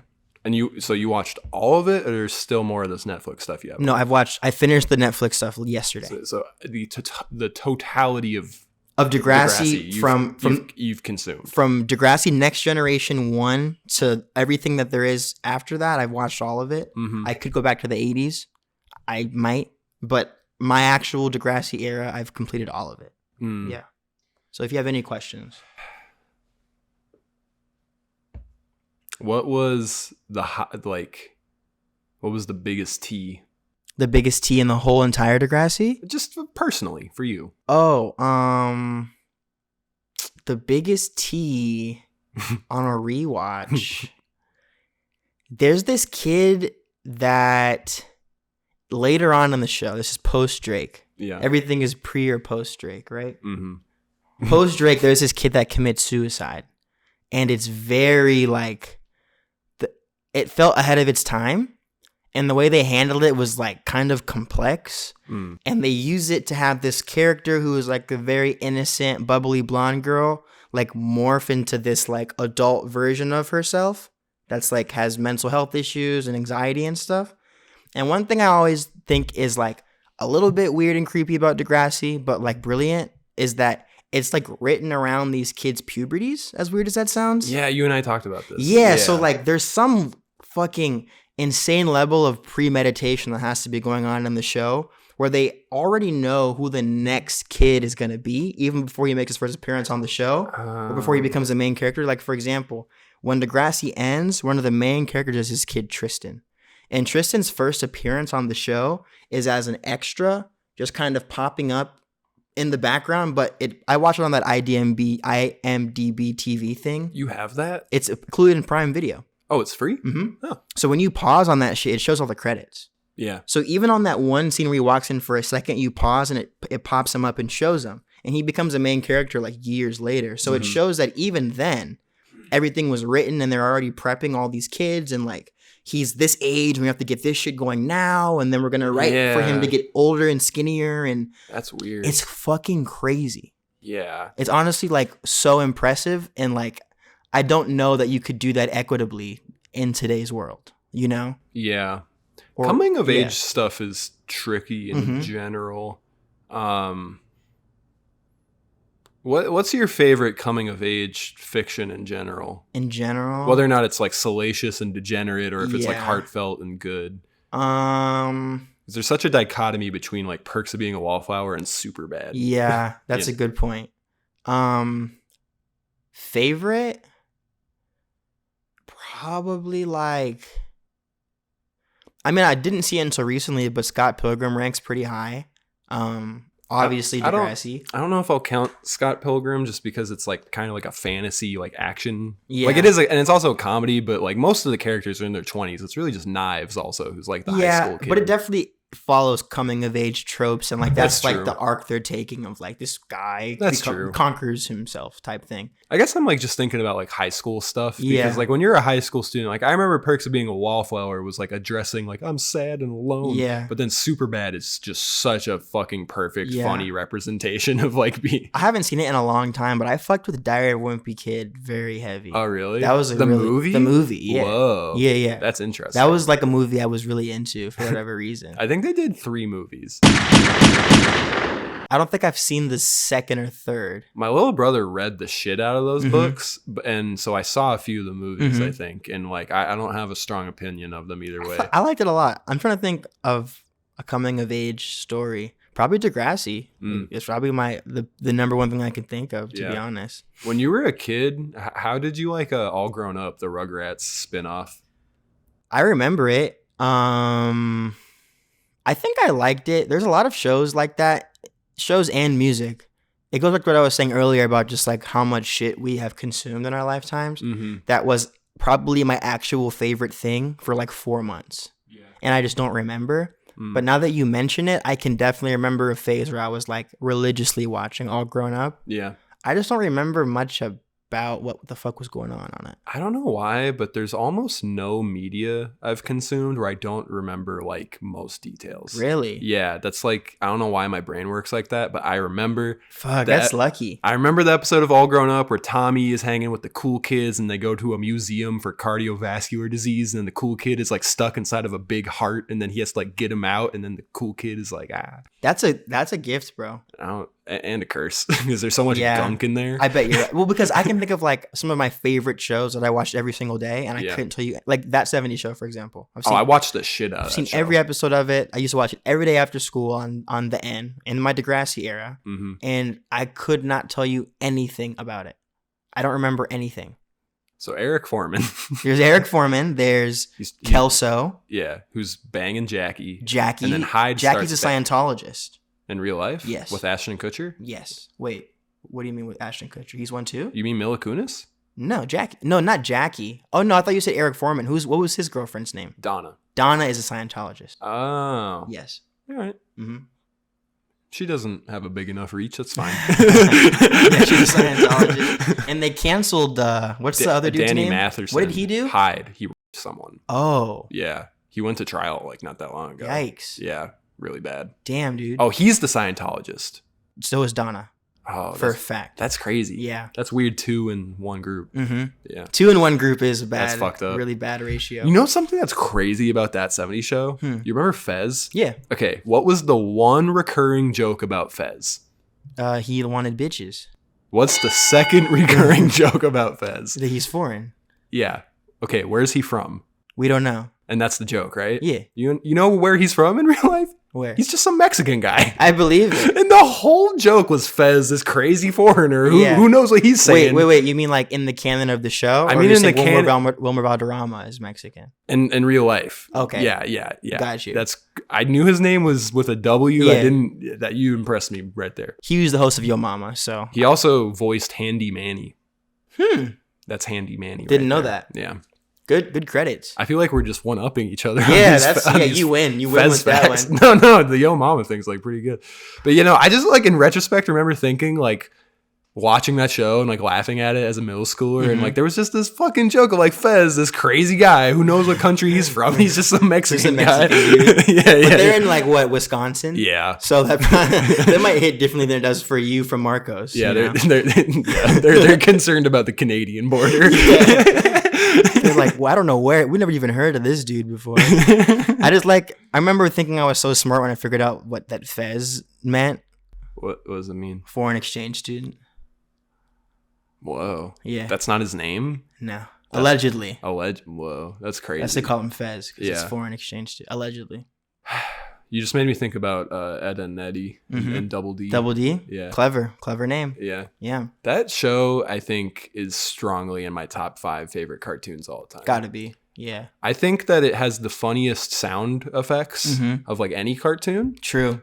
And I think that the joke writing is just so good. And it's just so weird. I think you're right that the soundtrack though is like second to none. Yeah. It's just so iconic. Well, the music is one thing, but like the sound effects. All of it, like just the Yeah. sound stage of it all. Yeah. It's just like fuck. Somebody will fall down and then like the guy in the booth will just hit like an elephant noise. Like, just like some fucking insane shit. Yeah, dude. I remember like the super unhinged episode where Eddie disgraces Rolf. So He's cussing Rolf digs a moat and puts a whole tree over over it, and he says, "Duel me with a fish," and they like just beat the shit out of each other with fish. Rolf went hard as fuck. Rolf was life opens many doors. That boy. Where is that's Patrick from SpongeBob? I think that's Leif Erikson. It's kind of Day. both. Yeah. Oh, yeah. The hinger dinger Mix them in together. I found out recently that Leif Erikson is a real guy. Yeah, he's a Viking. As a kid, I thought SpongeBob was just saying words. Some bullshit. I thought he said Lee Berrickson Day as a kid. Nah, he was like a fucking what's the word? Conquestor? Conquistador. Whatever the word is for when you go around pillaging shit. You're a Mongol. Yeah, whatever. Yeah. Yeah, Leif Erikson. SpongeBob also, I think, is one of the greatest comedy series of all time, especially if you just isolate those first 3 seasons. Yep. And you can look at it in so many ways. You can look at it as a sitcom as much as you can look at it as like a sketch show, honestly, because the thing about them is they kind of did throwaway gags the way Family Guy did, but just less transparently. Yeah. Like I remember when Sandy was having those like Olympics games with SpongeBob, and she was like tearing things up, and she picked up a whole house, and then there was just a guy on a tricycle holding a lollipop, and he was dressed as a kid, and he went, "Don't tell anybody." Yeah. And she put it back down. Like some of SpongeBob's throwaway gags are crazy. Did you see the person whose Halloween costume was the chocolate lady? That shit was so hard. I couldn't figure it out. I was like, no looking clue at how they were moving, how they were getting about. They were getting about the party. If you want to know something about me, every time I see a video of one of those guys who's in the costume where it's like an alien, and then it looks like the alien is holding him, I laugh every time. It's like a foolproof joke. It's so funny. Oh, here's a Degrassi thing. Yeah. They stole a Louis C.K. bit on the Netflix series. They say that again? They stole a bit from Louis C.K. and tried to pass it off like original content. I feel like that happens a lot. All the time. I see it all the time. Yeah. But this was pretty shameless. They were somebody made an app that you can use to send a fart noise through somebody's phone at any given time. And they were like, which is kind of funny. Wait, are you talking about when he was in the museum? Sorry, I'll let you. Oh yeah, no, sorry. But no, it's from his stand-up. Or no, it's a bit he did it on a late night show. I don't remember what show it was on. But they this girl didn't think it was funny, or this person, I think they were non-binary, they ended up finding out by the end of the episode. They didn't think it was funny, and their friends were like, "Oh, that's because you're a girl." And they're like, "No, it's not. It's not about that." So they asked this other girl, like, "Do you think farts are funny?" And then they were like, "Yeah, farts are funny." And they're like, "What?" And she goes, "Yeah, it like comes out of your butt and it makes a noise and it smells like poop or something like that." And that's an exact Louis C.K. bit where he explains why a fart is funny. Yeah. Louis, I don't know if anybody's made me laugh more than Louis in my life, honestly. Like he was so good. Mm-hmm. Yeah. I won't elaborate, but I will. I will agree. I will he just taped a new special. I won't elaborate, but I will agree that I'll stop talking about Louis. he has made me laugh in the past quite a bit. Yeah. I will. I'll just censor all of this. But, if there's we can wrap this up. If there's one TV show that's not Degrassi that I should watch after this, well, I guess I just need to watch Succession. You need to watch Succession. You need to watch. Have you watched? You watched not Invincible. What's the other show? Oh, The Boys. You watched The Boys. Yeah, you and I traded The Boys and Invincible. You watched The Boys. Have you watched Fleabag yet? I tried years ago, and it was making me sad. Oh, we did talk about that. We talked about that. I should try it again. I'll give it another shot. Just from like I don't think it's like the greatest show in the world, but it is like a good watch. What's Issa Rae's show called? Insecure. I haven't watched that either. The funny thing about Insecure is just like it's so black. Yeah. Not in a way that like you can't watch it. Yeah. But I wouldn't in good faith just like recommend it to you loosely. Like, yeah, you'd love it. Yeah. I think you should give it a shot for sure. Yeah. And let me know honestly what you think, because maybe it just reads so black to me because there's not many shows that black. But it could transcend that. It is a great show either way. Yeah. But I just watch it from this lens of like, wow, like there's nothing like this that I've seen. You know what's interesting is every year with award show season, Hollywood Reporter does these roundtable discussions where it's like all the cinematographers, all the directors. Yeah. And it's like honestly like a wealth of knowledge. Yeah, I like those. And one of the coolest ones was for original score. It was like Hans Zimmer, but then like Ludwig Göransson. Yeah, that's dope. And they did this one that was like new, and it was just creatives, and it was just for like prolific people. Gotta have Issa Rae on there. Yeah, it was Issa Rae, Donald Glover, Lin-Manuel Miranda, and then Damien Chazelle, who directed La La Land and Whiplash. And it was such a weird... That is really crazy. And it was moderated by Jon Favreau before he made The Lion King. Wow. And I feel like Jon Favreau was like, that guy's Simba. Yeah. That's crazy. Yeah. Issa Rae is like one of the hardest working, like most inspiring people that I can think of in this moment. If I could achieve a fraction of what the fuck Issa Rae's been up to. I've heard that so much, and I just have such little exposure to like what she's done. So I've always wanted to dive in. Well, the show Insecure, she doesn't direct it every episode, but she writes it and stars in it. Mm-hmm. So she's just like immensely talented from that point alone. Yeah. And like she's like supermodel attractive. You know what I mean? So it's just like perfect storm of her being hilarious, an exceptionally good writer, smart as fuck, beautiful, kind, just everything. She's just amazing. I could go on and on about Issa Rae. I have one joke I want to make really quickly. Go ahead. I thought about this yesterday. If I got a call and I answered the phone and it was just like, hey, yo, it's Megan Thee Stallion. No time to explain. There's 7 grams of shit coming to your house right now. I need you to eat it. Thank you so much. And then the call just hung up. No questions asked. Yeah. I would eat that poop. And I wouldn't even... Wait, you may actually... Sorry, go ahead. Shit. I would eat that shit. And I wouldn't even expect anything in return. I wouldn't even follow up with her. And I wouldn't call back and be like, hey, eat it. What's next? Like, I would just do it off the strength. I would just do it. How would you feel though if you didn't hear back? I wouldn't. I'm telling you, I would just do it off the strength. Yeah. I wouldn't feel anything. I would just. Megan told me to step up, so I stepped up. Period. I know that in a way you just sort of answered my next question, which may be our last question. But how do you feel about Megan? What are your feelings about Megan? Let me think how I could say it. If she were to call me and was like, hey, I'm sending some poop to your house, 8 grams of poop. You gotta eat it, no questions asked. Thank you so much. I would just eat it. I would flat eat it. I wouldn't even bring it into the house. I'd open the door and just start eating it outside the front door.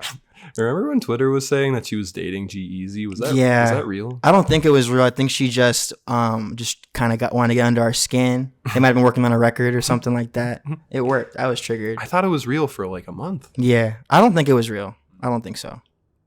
And even if it was real, I don't know if I would like onboard that. Yeah. I think I would reject it anyways. Do you have any closing QWERTY statements for the future? Or do you want to just...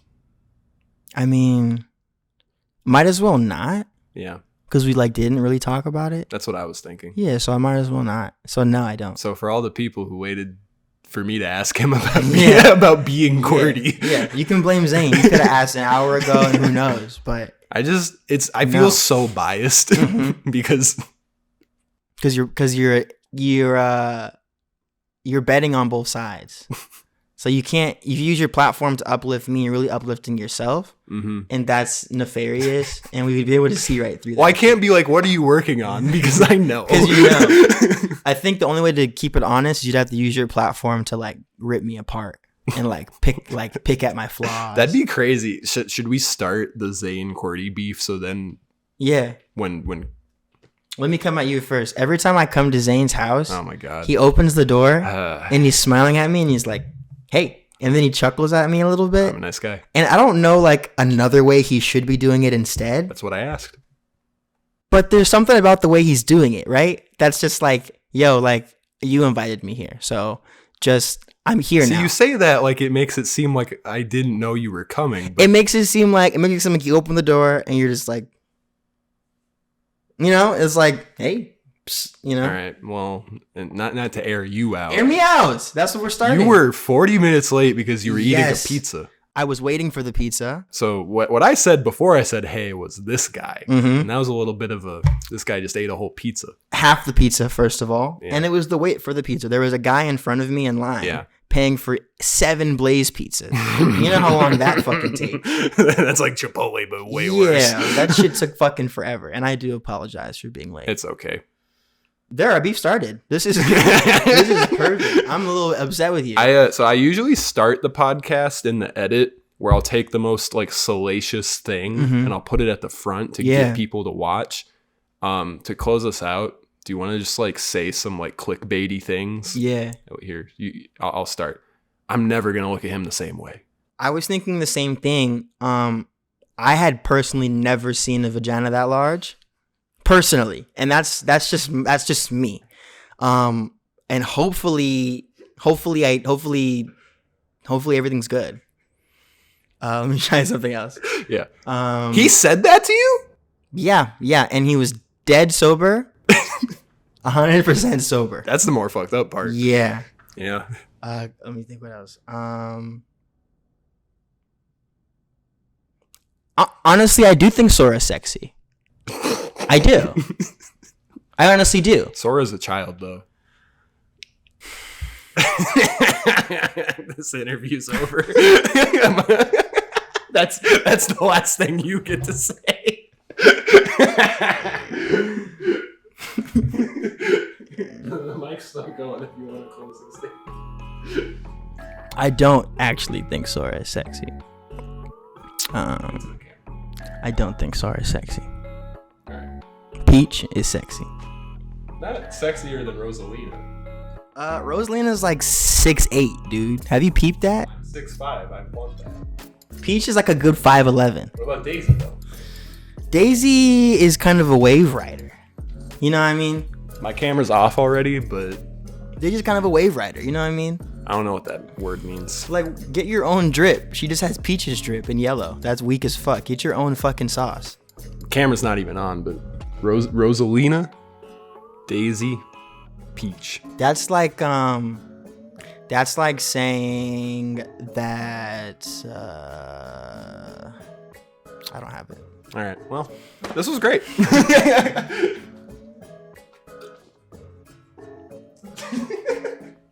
I think that was my favorite episode.